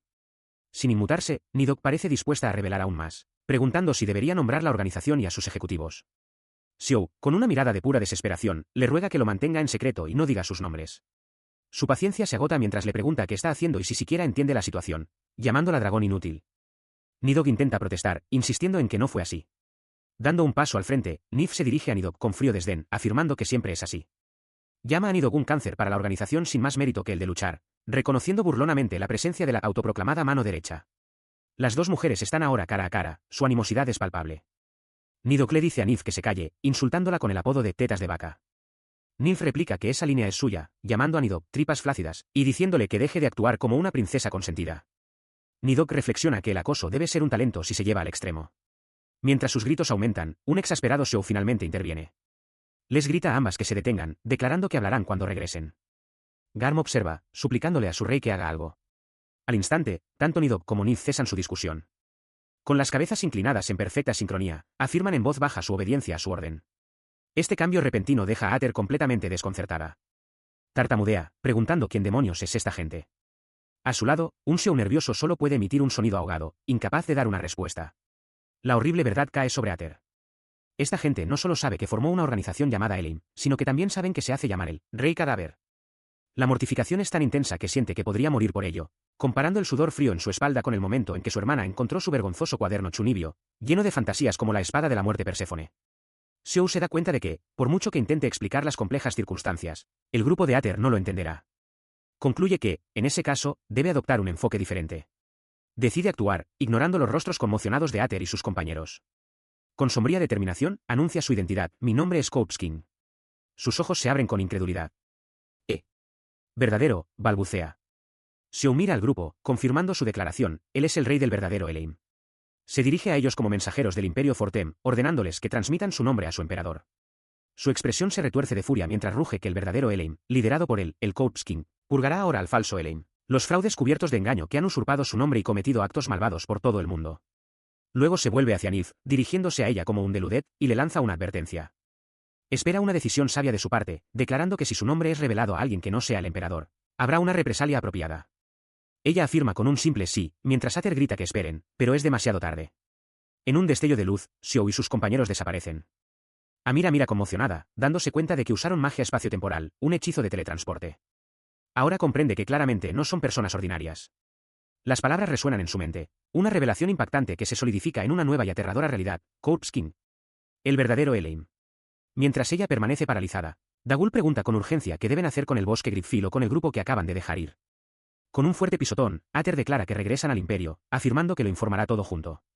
Se queda sola en el suelo húmedo, un pensamiento cristalizándose en su mente. La escena se siente como si algo congelado hubiera sido derretido de repente por el fuego. Ella se quedó mirando el lugar donde el grupo había desaparecido, un tenue destello de energía que se disipaba en el aire. Reconoció el inmenso poder que persistía allí. No era una cantidad ordinaria de mana. El nombre resonó en su mente, una promesa grabada con sombría determinación. Rey Cadáver, juró para sus adentros, lo recordaré. Mientras tanto, lejos de las llanuras nevadas, una colosal y escarpada fortaleza de piedra negra colgaba suspendida en el cielo, envuelta en nubes. Esta era el Hrungnir, la verdadera base de Eleim, una oscura ciudadela a la deriva en los cielos. Dentro de la fortaleza, el Rey Cadáver no se veía tan magnífico. Estaba derrumbado en el suelo, con la cabeza entre las manos, lamentando su impulsiva decisión. Lo arruiné, gimió, fui y me presenté. Nilf, sin embargo, juntó las manos con admiración, calificándolo de una magnífica proclamación, mientras Garm simplemente observaba confundida. Sus otros seguidores estaban mucho más entusiasmados. Nith sonreía de emoción, exclamando lo genial que había sido su rey al revelarse por fin. Garm, con su confusión inicial reemplazada por júbilo, celebró que el mundo por fin conocería a su rey. Escuchó sus elogios con el corazón apesadumbrado. Reflexionó que, aunque el plan original era que Eleim fuera una sociedad secreta, tal vez el tiempo de la sutileza había pasado. Reconociendo su propia falta de habilidad en tácticas indirectas, solo podía esperar que su gran declaración resultara para bien. Dejando a un lado sus preocupaciones, dirigió su atención a la chica con cuernos. Ahora bien, Nith, declaró con calma, es hora de tu castigo. Sobresaltada, ella comenzó a protestar de inmediato, insistiendo en que realmente cree que el mundo debería conocer a su rey. La interrumpió con una única y seca orden, una sonrisa dibujada en sus labios mientras señalaba el suelo. Siéntate. Derrotada, Nith se desplomó, obedeciendo dócilmente. ¿Cómo ordenes? Sentado en un gran trono, Izaki Xiou se dirige a las tres figuras reunidas ante él. Comienza, afirmando que ahora que finalmente se han encontrado, tiene algo que preguntarles. Sus subordinadas, Nith, Garm y Nith, escuchan atentamente mientras él expresa su intención de interrogarlas. Desde su posición elevada en el vasto y vacío salón, plantea su pregunta. No se está difundiendo demasiado el nombre, Eleim. Él profundiza en su preocupación, recordándoles que Eleim es una sociedad secreta. Sus miembros son desconocidos y su nombre solo debería transmitirse entre la raza demoníaca, pronunciado con miedo y asombro. Nunca debió ser famoso. Continúa su deducción, afirmando que los falsos Eleims que se extienden por el mundo deben haber sabido de la organización real desde hace mucho tiempo. En su opinión, hay tres posibles sospechosos que podrían haber difundido el nombre. Primero, los remanentes de la raza demoníaca. Segundo, los pocos humanos que estuvieron involucrados con Eleim hace 180 años. Ante sus subordinadas, expresa la tercera y más condenatoria posibilidad, uno de los propios ejecutivos de Eleim. Luego procede a desmontar las otras dos posibilidades. La raza demoníaca está confinada en regiones ocultas, lo que hace improbable una filtración por su parte. Los humanos involucrados en la subyugación del rey demonio firmaron un contrato de confidencialidad. No quiere considerar la tercera opción, pero reconoce la posibilidad de un traidor entre ellos. Entonces les pregunta directamente si alguna tiene algún recuerdo de cómo pudo haberse difundido el nombre. Sin embargo, él ya sabe la verdad. Entiende que estas tres no le mienten, lo que convierte su pregunta en una mera formalidad. Para él, la respuesta es obvia. Observa sus reacciones de cerca. Nith comienza a hablar, afirmando que es obvio, pero Nith interrumpe con un vacilante e inacabado es. Al notar su titubeo, la expresión de Xiao cambia a preocupación mientras pregunta qué sucede. Su atención se desvía hacia la expresión silenciosa y atribulada de la ejecutiva más joven, Garm, cuyos ojos abiertos delatan una profunda inquietud. Mientras Izaki Xiou esperaba una respuesta, Nith desvió la mirada, permaneciendo en silencio. Nith también mantuvo la mirada baja, negándose a hablar. La reticencia compartida de ambas provocó un sonido de desconcierto en Izaki Xiou. Las llamó, primero a una nerviosa Nith, y luego a Garm, que solo pudo soltar un pequeño y derrotado quejido. Su atención se centró entonces en el último miembro del trío. Nilf, preguntó, al verla estremecerse. Insistió en el asunto, recordándole el precepto establecido cuando le dio el nombre de Undeludet, un voto sagrado de que no le mentiría al rey cadáver. Le preguntó directamente si lo entendía. Ella tartamudeó, un gruñido de dolor escapó de sus labios mientras luchaba por encontrar las palabras. Su resolución finalmente se quebró. En el vasto salón, ante su rey, confesó, fuimos todos. Nilf explicó que, después de que el rey cadáver desapareciera, los 8 preceptos, presas del pánico, difundieron la noticia por todas partes en una búsqueda desesperada. Concluyó con la difícil admisión de que ellos mismos eran probablemente la fuente de la filtración del nombre, lo que provocó un atónito disculpa, por parte de Xiou. rápidamente aclaró que, si bien ellos pudieron ser la fuente original, no son ellos quienes están causando problemas en el mundo hoy. La comprensión de este monumental descuido hizo que Xiao entrara en una espiral, gritando con absoluta incredulidad. Él tartamudea, con la mente aturdida por la confesión, incapaz de formular una pregunta completa. ¿Por qué? Nilf baja la mirada, con una expresión sombría, mientras empieza a explicar, ¿por qué? Su voz estalla de repente con una energía frenética mientras confiesa la razón. Él había desaparecido de repente. En su desesperación, pensaron que, si difundían el nombre de Eleim, el rey cadáver podría reaparecer, aunque solo fuera para regañarlos. Los otros preceptos se unen rápidamente. Nid, la inconsumida, grita que está de acuerdo, mientras que Garm insiste en que al menos tuvieron cuidado de no mencionar el nombre real del rey cadáver. Él los mira, incrédulo. No lo acabas de decir en voz alta hace un momento, piensa, luchando por reconciliar su plan temerario con su recuerdo de los 8 preceptos, que antes eran tan estrictos con la disciplina. Sus ojos se abren de par en par mientras un nuevo entendimiento comienza a aflorar en él. Quizás la verdadera razón de sus acciones era algo más fundamental. Para confirmar su incipiente teoría, le plantea una simple pregunta al grupo. ¿Para ustedes, qué es Eleim? Sus respuestas llegan en un torrente apasionado y superpuesto. Para Nilf, es el lugar donde estar con el rey cadáver. Para Garm, es el nombre de la justicia del rey. Y para Nid, es el símbolo mismo del poder de su rey. Él los mira y finalmente ve la verdad. Para ellos, un nombre como Eleim no tenía un significado real por sí mismo, era simplemente un significante que apuntaba hacia él. Sus pensamientos se desvían hacia la naturaleza de sus seguidores, estos marginados y monstruos sin otro lugar a donde ir. Se da cuenta de que lo que los 8 preceptos atesoraban por encima de todo era él. El peso de esta profunda y personal devoción se posa sobre él, dejándolo completamente sin palabras. Había creído que su desaparición por sí sola no causaría ningún problema significativo. Pero ese pensamiento ahora se demostró completamente equivocado. El peso de esta revelación le hace cubrirse el rostro, abrumado por la emoción. Garm, sorprendida por su repentina angustia, corre a su lado y le pregunta qué le pasa. Él solo atina a disculparse por haber desaparecido tan abruptamente. Baja la mano, revelando una sonrisa amable mientras coloca una mano reconfortante sobre la cabeza de Garm. Repite su disculpa, asegurándole que no está herido en ninguna parte. Su mirada se dirige entonces hacia Nilf y la estirpe de dragón, que están junto a Garm. Les ofrece un sincero y sentido agradecimiento a todas. En respuesta, la expresión de Nilf se suaviza. Afirma que saber que él está a salvo es suficiente para ellas, y que todas están preparadas para aceptar cualquier castigo por difundir el nombre de Eleim. La atmósfera seria se rompe cuando la estirpe de dragón sacude juguetonamente a Garm, acusándola en broma de ser la que se fue de la lengua sobre el rey cadáver. Mientras Garm protesta, la estirpe de dragón grita con entusiasmo que ella también quiere estar con el rey. Observando sus payasadas, la expresión de Xiao permanece tranquila. Se dirige a todas, declarando claramente que no está enfadado y que no tiene intención de castigar a nadie. Elabora su punto, explicando que el nombre, Eleim, nunca tuvo mucho significado para empezar. Mientras los 8 preceptos estén aquí con él, eso es todo lo que importa. Su sentida declaración conmueve visiblemente a la estirpe de dragón, a Garm y a Nilf. Lo miran fijamente, sus voces suaves mientras murmuran su título, Rey Cadáver.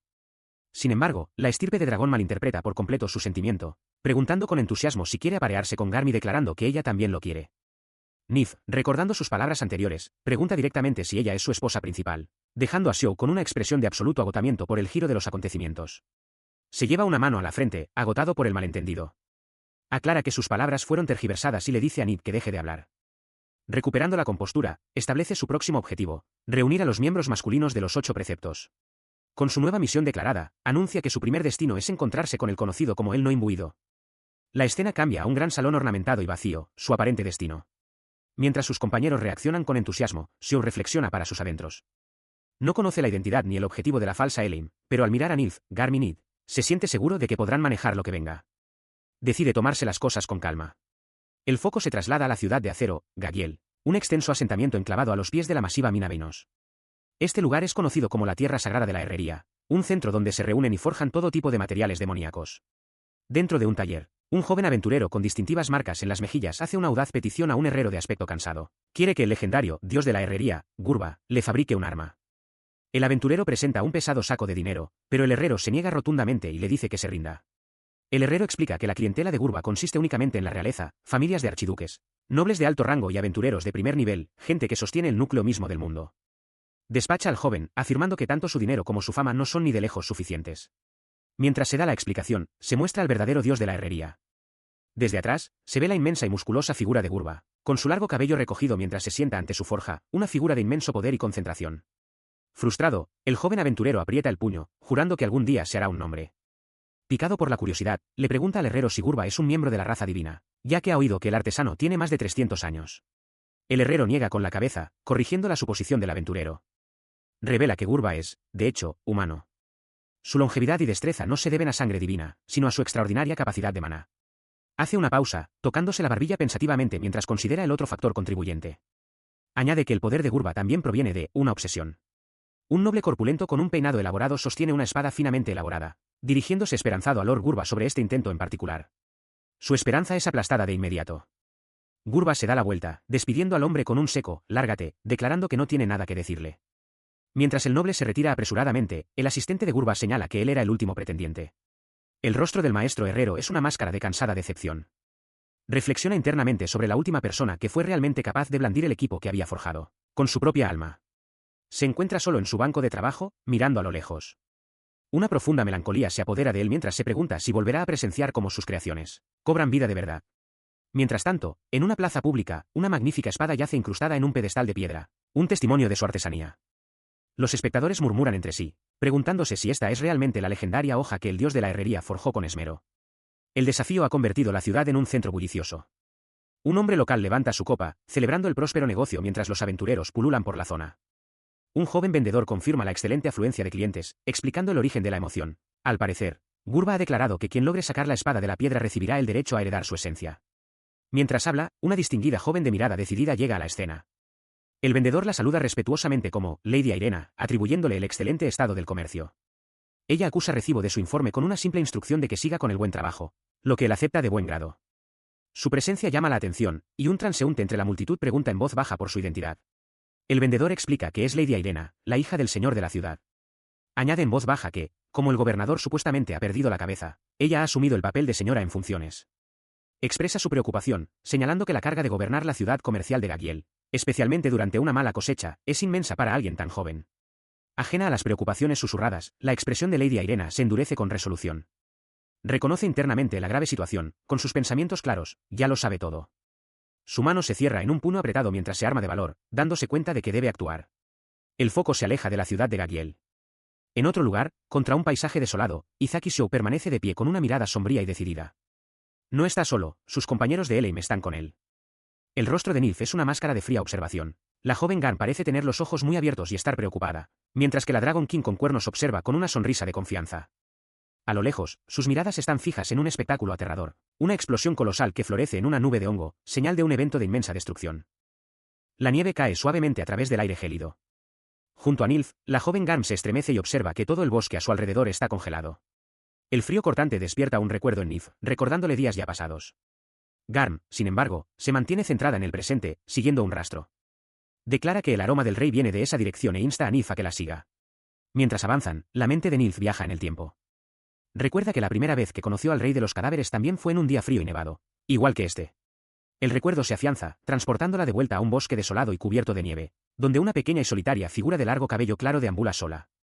Se recuerda a sí misma como esa niña, rememorando su herencia única. Nació de una madre de la raza de los ángeles y un padre de la raza de los demonios. El recuerdo se oscurece.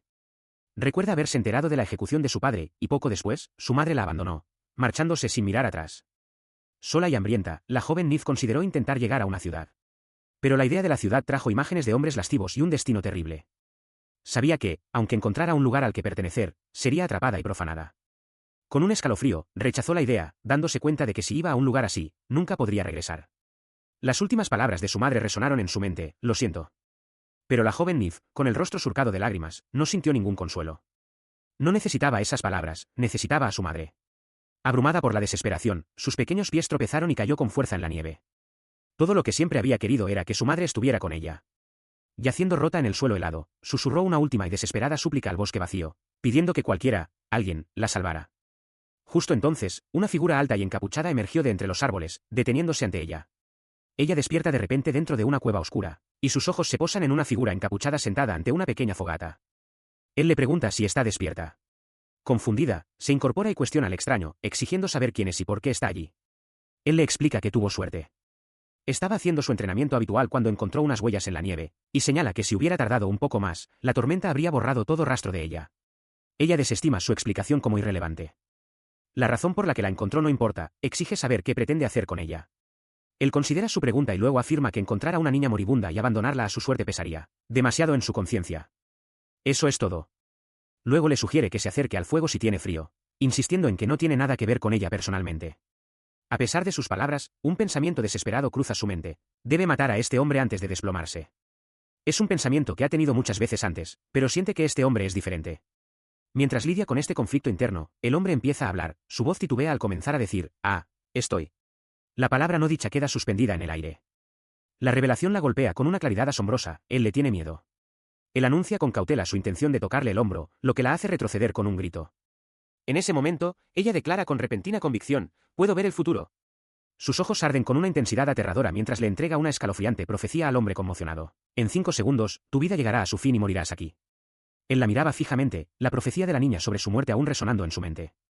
El poder de ella, dominio de la ficción, era una mentira contada con tal malicia que podía distorsionar toda la creación, una habilidad tan potente que incluso el rey demonio la había temido. Su supervivencia, sin embargo, provocó una sacudida de puro terror en la joven. Ella retrocedió, gritando con incredulidad que el dominio de la ficción había fallado. El rey de los cadáveres, aún procesando la situación, admitió que no entendía realmente a qué se refería. Su terror escaló hasta convertirse en pánico. Las lágrimas corrían por su rostro mientras se convencía de que estaba a punto de morir. Suplicante, le rogó que no la matara, disculpándose por sus acciones, segura de que perecería sin saber nada. Las palabras, lo siento, eran un estribillo familiar. Recordó haberlas pronunciado innumerables veces ante figuras sombrías, suplicando perdón, aunque nada cambiara jamás. Pero esta vez fue diferente. En lugar de un castigo, se encontró envuelta en la cálida y oscura capa de él. Le informó que sus heridas estaban curadas y que debía de tener frío. Llamó a ese poder un regalo, y, cuando ella preguntó por qué, le dijo que le diera las gracias a la persona que se lo había otorgado. Él se apartó, con la mirada perdida. Cuando ella preguntó quién era esa persona, él simplemente respondió, ¿quién sabe? Luego cambió de tema, preguntando por qué estaba llorando, aunque confesó que estaba haciendo todo lo posible por no pensar en la respuesta. Su interrogatorio continuó mientras la miraba con más intensidad. ¿Por qué la había encontrado derrumbada en un lugar así, cubierta de heridas, completamente sola y llorando?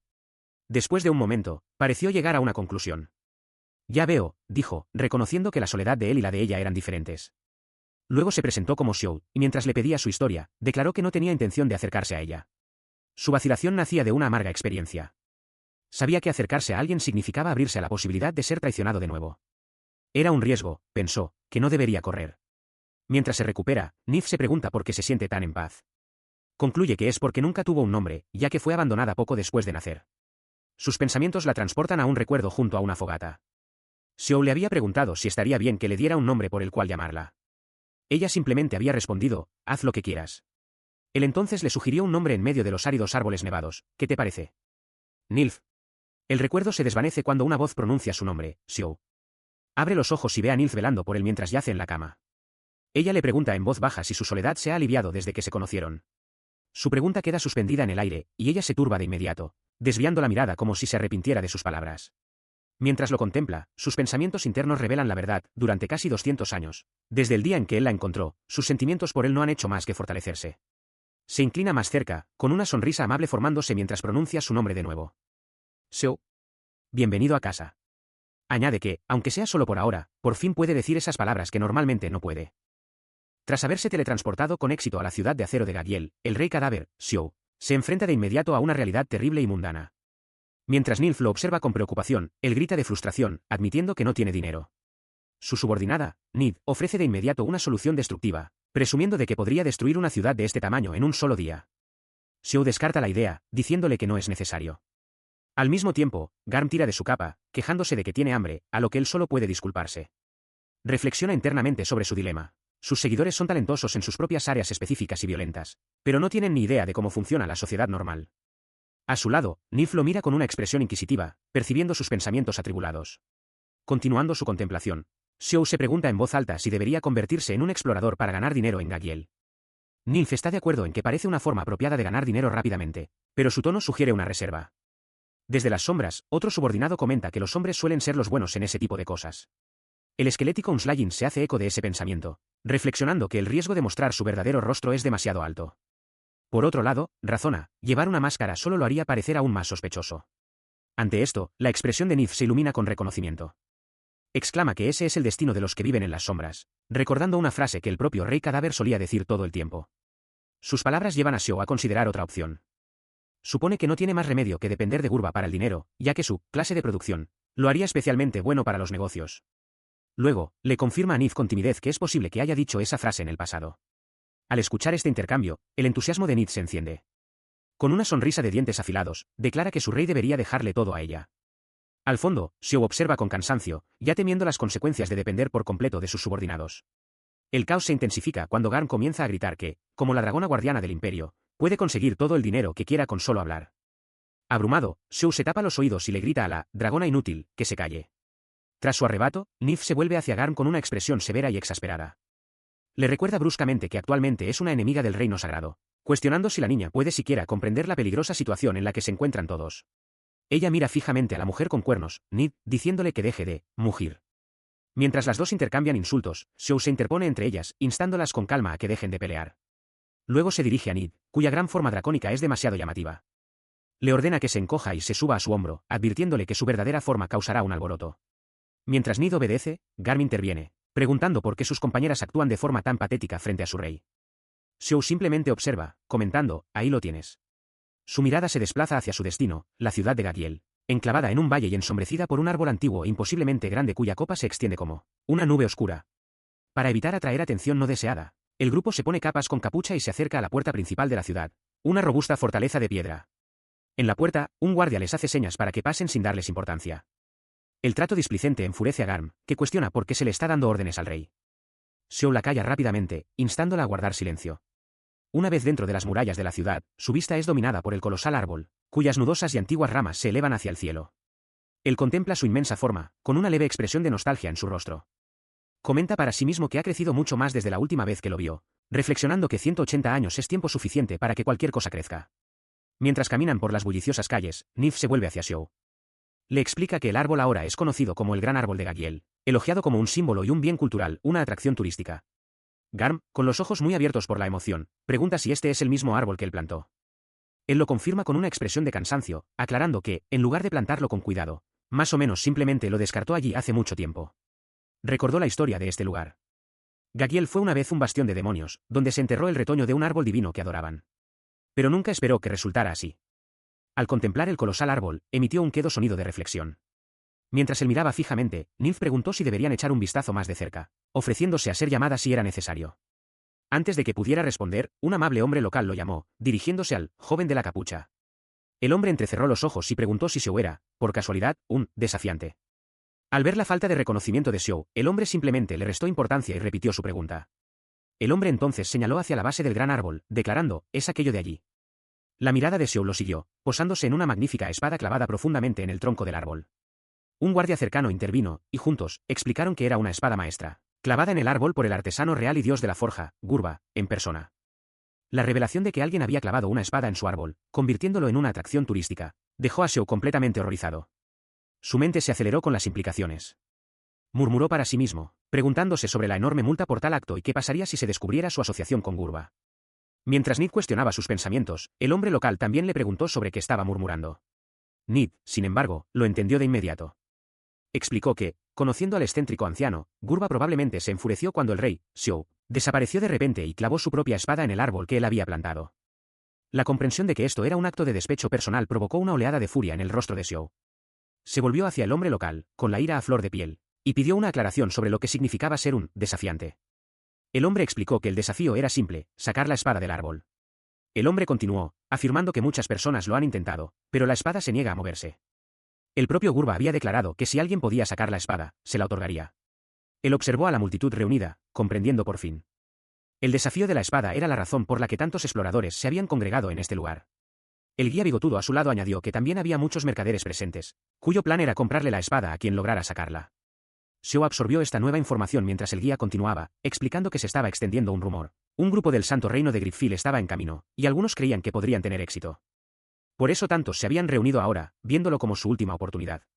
Mientras procesaba esto, Nid, en su pequeña forma de dragón, vio desde su hombro, exclamando que tenía una idea maravillosa.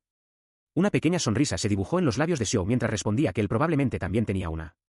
Sus pensamientos se dirigieron al arma en sí. Sabía que era considerada la obra maestra de Gurba. Pero un recuerdo de sus antiguos y encapuchados compañeros de Elaine surgió en su mente, y se burló para sus adentros. De ninguna manera eso era cierto. Su razonamiento era simple. El dios herrero Gurba sentía un gozo supremo al ver sus creaciones en uso. Por lo tanto, era imposible que esta espada, dejada inerte en un árbol, pudiera ser su verdadera obra maestra. La voz del guía los sacó de su ensimismamiento, preguntándole con entusiasmo si iba a intentarlo. El hombre prometió comprar la espada a cualquier precio si tenía éxito, con el rostro iluminado por una esperanza frenética. Xiao simplemente se dio la vuelta y se alejó, dejando al hombre gritando confundido. Al acercarse a la base del gran árbol, fue detenido por un guardia de la ciudad. El guardia le lanzó una severa advertencia: si hacía algo que pudiera dañar el árbol, sería expulsado de la ciudad de inmediato. Xiao aceptó las condiciones y declaró con calma: lo intentaré. Ahora se encontraba ante el desafío, con la mirada fija en la ornamentada empuñadura de la espada incrustada en la madera. Con Nid en su hombro, su expresión era de una tranquila resolución. Agarró la empuñadura de la espada incrustada en el gran árbol. Mientras sus dedos se cerraban a su alrededor, una comprensión comenzó a aflorar en él. Sintió una clara resistencia que se oponía a su tacto. Era una sensación que confirmaba su sospecha: esta era, sin duda, una hoja forjada con todo el corazón y el alma de su creador. Esta resistencia provenía de los mismos materiales utilizados en su creación. Era un armamento creado por el maestro herrero Gurba, quien había perfeccionado las técnicas de utilización de demonios en su obra. Debido a esto, el armamento no podía ser empuñado por ningún humano que albergara ni un ápice de miedo hacia los demonios. Sin embargo, Xiao poseía la autoridad para superar el miedo. Sus ojos se entrecerraron con intensa concentración. Esa autoridad única era precisamente la razón por la que él era el único que podía tener éxito. Con un tirón final y decisivo, la espada se deslizó fuera de la madera. Xiao levantó la hoja en alto, su forma única brillando a la luz mientras la multitud detrás de él observaba en un silencio atónito. Soltó un suspiro silencioso, bajando el arma para examinar su artesanía. Posada en su hombro, la pequeña forma dracónica de Nid observaba junto a él. El silencio se rompió cuando los espectadores finalmente procesaron lo que habían visto. Sus rostros eran una mezcla de conmoción e incredulidad mientras tartamudeaban. ¿Él la sacó? Murmullos de asombro recorrieron a la multitud. Algunos se preguntaban si era un truco, incapaces de creer que la espada realmente había sido sacada. Pero antes de que Xiao pudiera alejarse, una voz aguda gritó: «¡Espera!». Una joven de mirada decidida se adelantó, con expresión severa. Se enfrentó a Xiao directamente, exigiendo: «Entrégame esa espada». Junto con el mérito de haberla sacado. Ella permanece en silencio, con la mirada fija e intensa en Xiao. Él le devuelve la mirada con una expresión tranquila e inquebrantable, impávido ante su exigencia. Entonces él habla, reconociendo que su repentina exigencia es bastante irracional. A pesar de esto, declara con calma que es muy consciente de la situación y se ofrece a comprarle la espada a un precio justo, devolviéndole su propia exigencia. Reflexiona brevemente si los mercaderes seguirían comprando el arma al precio que él pide, pero descarta la idea por irrelevante. Con una pequeña criatura dracónica posada en su hombro, pronuncia una única orden: un deluded. En respuesta a la orden, una ola de poder estalla a su alrededor y de Ater. Ha activado una habilidad, acelerando el tiempo para ambos. Para ellos dos, el mundo exterior parece congelarse. Ater mira conmocionada cómo el guía queda congelado a media frase y una hoja queda suspendida en el aire. Se da cuenta con asombro de que el tiempo mismo parece haberse detenido. Ella se vuelve hacia él, exigiendo saber qué está pasando. Xiao explica con calma que hizo que alguien usara magia de espacio-tiempo, aclarando que no están en tiempo detenido, sino en un estado de superaceleración. Ater no está convencida de que la situación esté bien. Recuperando la compostura, la expresión de Ater se endurece. Afirma que él debe de tener algo de qué hablar y señala que solo pueden mantener este estado durante unos 5 minutos, instándole a que acabe con ello rápidamente. Él la mira directamente, con una expresión seria. Ahora que están solos, va al meollo del asunto y pregunta: ¿y bien? ¿Qué es lo que quieres? Ante Xiao se encuentra Ater Nanoir, con una expresión resuelta. Repite su exigencia anterior, declarando su deseo de comprar la espada que él dibujó, junto con el crédito por su creación. Ella lo presiona por una respuesta, exigiendo saber por qué se niega. Su franqueza parece tomar a Xiao por sorpresa, y su propia expresión es de momentánea sorpresa. Él se recupera rápidamente, desestimando su pregunta con un displicente, como sea. Luego menciona que se dice que el arma es una obra maestra forjada por Gurba, el dios de la herrería, como para medir su conocimiento. Ater se mantiene firme, afirmando que no revelará sus razones. La conversación cambia al precio. Ella pregunta cuánto quiere, pero él le devuelve la pregunta, queriendo saber cuánto está dispuesta a pagar. Xiao observa internamente su apariencia noble, suponiendo que debe ser una joven adinerada. Se pregunta si realmente pagaría cualquier precio que él nombrara. Finge contemplación, murmurando: «Déjame ver». Mientras considera la proposición de ella. Una sonrisa de confianza cruza su rostro mientras levanta 3 dedos, nombrando un precio de 300 monedas de oro. Internamente calcula la conversión: si incluso una espada barata cuesta una moneda de oro, unos 100.000 yenes, el total es inmenso. El verdadero peso de su demanda queda suspendido en el aire. El precio que le ha cotizado es la asombrosa cifra de 30 millones de yenes. Ater deja escapar un suspiro de cansancio. Frente a ella, Xiao observa su reacción con una mirada de complicidad, preguntándose en silencio cómo responderá. Su expresión se endurece con decepción. «Así que eres como los demás», afirma, con voz monótona. Su decepción era palpable, pero en la mente de Xiao se estaba llevando a cabo una evaluación diferente. Consideró las pilas de monedas de oro que todos asociaban al valor de la espada y concluyó que cada persona allí era una tonta. Entonces sacó una pequeña bolsa, cuyo contenido tintineó. Declaró que pagaría 300 monedas de oro, aunque en privado creía que la espada no valía ni de lejos esa cantidad. Él levantó rápidamente una mano, deteniéndola. «Espera un segundo», exclamó. Tomada por sorpresa, ella solo pudo responder con un confuso «¿qué?». Ignorando su oferta anterior, le planteó una pregunta directa a la mujer que estaba de pie ante la hoja. «¿Qué valor le pondrías a esta espada?». Tras un momento de intensa consideración, dio su respuesta: 50 monedas de oro. Intrigado, él la presionó, pidiéndole su razonamiento. Ella explicó su valoración con una claridad aguda. 49 monedas de oro eran por la habilidad del dios de la herrería, Gurba, y el resto por los materiales. Declaró que llamarla la obra maestra de Gurba era una broma, ya que el precio era una exageración para un arma forjada con materiales de demonios de bajo nivel y mineral, de hierro ordinario. Su análisis detallado y despectivo la dejó perpleja ante la reacción de él. Él, por otro lado, estaba visiblemente emocionado, con una gota de sudor en la cara mientras pensaba para sí mismo: «Esto es genial». Su emoción dio paso a una comprensión silenciosa y profunda mientras miraba a la mujer que tenía delante. Esta chica, comprendió él, entendía de verdad la naturaleza de la espada. Concluyó que no era una simple joven adinerada. Era alguien que podía percibir que la pasión y la emoción que Gurba vertía en su trabajo estaban completamente ausentes de esta hoja en particular. Pero entonces, un nuevo pensamiento le hizo detenerse. Antes de que pudiera procesar completamente su pensamiento, ella habló de nuevo, enfrentándolo con los rumores que había oído. Afirmó que se suponía que la espada era algo increíble, y que el acto de desenvainarla se decía que era una hazaña masiva en sí misma. Ella continuó con su evaluación, afirmando que, aunque la gente pueda creer que la persona que puede desenvainar la espada es un héroe elegido, ella no lo cree así. La persona que puede blandirla, en su opinión, no es un héroe en absoluto. Ella profundiza en este punto, con una expresión firme. La única persona que puede desenvainar y blandir esta espada, declara, es una persona defectuosa, alguien que no siente miedo ante la muerte. Él escucha su análisis, con una leve sonrisa de complicidad en sus labios. Tras un momento de silencio, se burla de la noción de honor, calificándola de ridícula. Levanta la empuñadura de la espada, declarando que es la marca de un monstruo. Ella se mantiene firme, afirmando que un arma que los humanos no pueden usar carece de sentido. Mientras él la observa, una revelación parece amanecer en él. Un monstruo, ahora lo entiende. Su mirada se entrecierra mientras considera sus palabras. Si el herrero llamó a algo así una obra maestra. Pero ella interrumpe sus pensamientos con una conclusión tajante. Si ese es el caso, proclama, entonces el creador debería dejar de llamarse a sí mismo herrero y cambiar su nombre a artista. Su contundente declaración rompe su estado de ánimo contemplativo y él estalla en carcajadas. Tras recomponerse, simplemente dice, bien. En respuesta, ella fija su precio, afirmando que lo venderá por 50 monedas de oro. Ella reacciona con ira y desconcierto, exigiendo saber si la estuvo poniendo a prueba todo el tiempo. Él sonríe con calma, respondiendo que no fue exactamente así. Su tranquila negativa solo la deja más confundida, murmurando que no lo entiende. Él entonces aclara sus intenciones, explicando que si va a desprenderse de esta espada, prefiere que vaya a parar a manos de alguien decente. Él entonces gesticula hacia los curiosos, preguntando cómo manejarán la situación con esta multitud. Ater, siempre práctica, saca una bolsa de monedas. Declara que distribuirá 10 monedas de oro a cada persona como dinero para comprar su silencio, lo que cree que mantendrá el secreto durante aproximadamente una semana. Xiao parece considerarlo, reflexionando si una semana será tiempo suficiente. Él acepta la bolsa de dinero de Ater, preguntando si su plazo de una semana implica algún objetivo específico. Ella declara sin rodeos que no se lo dirá, una respuesta que él considera justa. Luego, ella le entrega la espada monstruosa, y él suelta un gruñido de esfuerzo al tomarla. Su compostura provoca un comentario de Ater, quien observa que mantuvo una cara seria mientras sostenía la hoja, remarcando que no está de acuerdo. Él simplemente está de acuerdo. Ella nota que han pasado casi 5 minutos y le desea buena suerte, pero él responde que una persona cuerda nunca habría creado una organización teatral como Eleim. Con su negocio concluido, él le pregunta su nombre. Él esquiva la pregunta, prometiendo decirle su nombre la próxima vez que se encuentren. La expresión de Ater se agria, claramente molesta por su evasiva mientras pregunta qué se supone que significa eso. Terminada la conversación, Ater le da la espalda y se enfrenta a la multitud de curiosos reunidos, con la espada monstruosa ahora firmemente en su poder. Mientras Ater se marcha, Xiao regresa con sus compañeros encapuzados.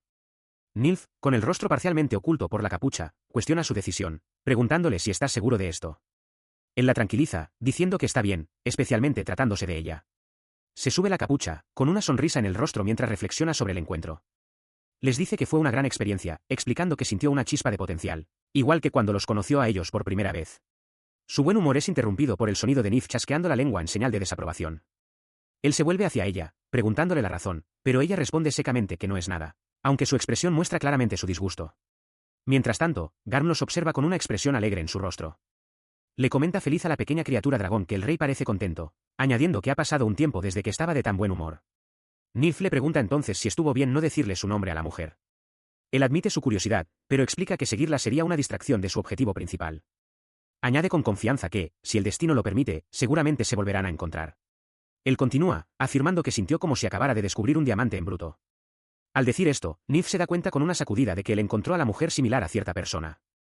El pensamiento provoca un estallido inmediato y sorprendido de su parte, Rey Cadáver Lolicón. Sus ojos se abren de par en par ante la repentina acusación. Ella se da la vuelta, con el rostro contraído en un terco puchero. En respuesta a su trato silencioso, Sue levanta las manos con exasperación, habiendo ya ofrecido una disculpa. Con Garm observando, confundido, declara que ya no le importa. Dejando atrás la discusión, centra su atención en los alrededores. Afirma que, sin importar su riña, necesitan concentrarse en su próximo objetivo, encontrar a una persona llamada Gurba. Mientras tanto, en otro lugar, la princesa Asa el Griffil mira hacia adelante con una expresión distante y melancólica, sus pensamientos aparentemente en otro mundo. Viaja en un carruaje lleno de estudiantes con sus uniformes escolares. Una de sus compañeras de viaje, una chica rubia, se vuelve hacia ella y le pregunta si ya casi llegan a su destino. Desde la ventana del carruaje, se despliega un vasto paisaje, dominado por un enorme árbol que se alza sobre un pueblo cercano. Este hito es identificado como el Gran Árbol de Gagiel. Dentro, los otros estudiantes están cautivados por su nueva realidad. Un chico se maravilla de que realmente es otro mundo, mientras que otro recuerda con entusiasmo una leyenda local sobre una espada en la base del árbol que solo un elegido puede sacar. En medio de la animada discusión, Izaki Youka se sienta apartada, con una expresión sombría y distante. Permanece en silencio, aislada de la emoción de sus compañeros. Su comportamiento tranquilo no pasa desapercibido. Un compañero de clase, Kawasaki-kun, se acerca con una mirada de preocupación, preguntándole si se siente mal. Ella se irrita internamente por su atención. El pensamiento de que su constante apego desde su llegada ha sido molesto cruza su mente, pero se detiene, incapaz de expresar las duras palabras. Mientras Kawasaki-kun duda, otra compañera lo llama para que se una a ellos a mirar el paisaje. Youka insiste en voz baja en que está bien, dejándolo atrapado entre su preocupación por ella y la invitación de sus amigos. Ella aparta la mirada de su preocupado compañero de clase, con una expresión distante. Con voz queda, le insta a que vaya y se una a sus amigos. Él duda, claramente preocupado, pero ella descarta internamente su preocupación. Se le cruza por la mente el pensamiento de que él actuando como un novio protector es simplemente patético. Haciendo caso a sus palabras, él se vuelve hacia sus amigos, que están atrapados en la fantasía de su nueva realidad. Tanto los chicos como las chicas están igualmente arrastrados por la emoción, dejando que Youka observe desde la barrera. Parte de la razón de su entusiasmo es la habilidad especial y la magia otorgadas a cada individuo. El propio estado de Youka revela que tiene magia de hielo en EV1, una habilidad especial llamada Princesa Predilecta de la Estrella de Plata, y el título Hermana del Rey Cadáver de Hielo, que se señala como prueba de haber despertado la curiosidad de un dios. Tras probar sus nuevos poderes durante un rato, muchos de los estudiantes han adquirido una sensación de confianza infundada, deleitándose con su recién descubierto potencial. Eran personas que antes solo esperaban que el tiempo pasara en los rincones de las aulas, insignificantes y desapercibidas. Ahora, sin embargo, poseen la autoconciencia de que podrían convertirse en los elegidos, y toda su perspectiva sobre sí mismos y su futuro ha cambiado. Mientras Youka está sola, la princesa Asa se le acerca con una expresión amable. Le pide permiso a Youka para sentarse a su lado. La princesa se sienta y observa a la chica a su lado. Comenta que Youka tiene una expresión sombría, y Youka lo afirma en voz baja con un simple sí. La princesa Asa le ofrece una sincera disculpa por su situación, pero Youka aclara el origen de su tristeza. Explica que se siente así porque quiere volver a su mundo original lo antes posible. En respuesta a su sombría confesión, la princesa Asa le ofrece un rayo de esperanza. Con una expresión amable, le explica que si logran su objetivo compartido, podría ser posible que Youka regrese a su mundo original. Ella continúa, con la voz teñida de una evaluación sombría mientras su rostro se sume en la sombra. La princesa afirma que cualquier país que deba depositar sus esperanzas y aferrarse a niños ya se encuentra en un estado desesperado y fallido. Su mirada se fija entonces en Youka mientras declara que esta no es una misión que una niña de 12 años deba ser forzada a asumir. La princesa reconoce que el poder de Youka es inmenso, tanto que la distingue de los otros héroes, y lamenta que este país esté enloqueciendo lentamente. Youka escucha, con una expresión indescifrable. Ella profundiza en el tema, explicando que la magia de hielo que Youka obtuvo es una magia antigua y perdida. La princesa revela una información crucial. En la actualidad, se dice que los únicos que pueden usarla son Youka y el infame Rey Cadáver. Esta conexión la lleva a una sospecha sorprendente. La princesa confiesa que fue imposible para ella, la hija menor de la familia real, lograr cierta hazaña. Con creciente convicción, expresa su pensamiento de que Youka podría ser la elegida, la que saque la legendaria espada de Gurba, el dios herrero. Antes de que pueda expresar completamente su pensamiento, su conversación es interrumpida abruptamente. Su compañero de clase, Kawasaki, corre hacia ellas, gritando que hay una gran noticia. Exclama que la espada de Gurba, el dios herrero, ha sido desenvainada. Youka y la princesa Asa se giran en estado de shock, con la atención capturada por el increíble anuncio.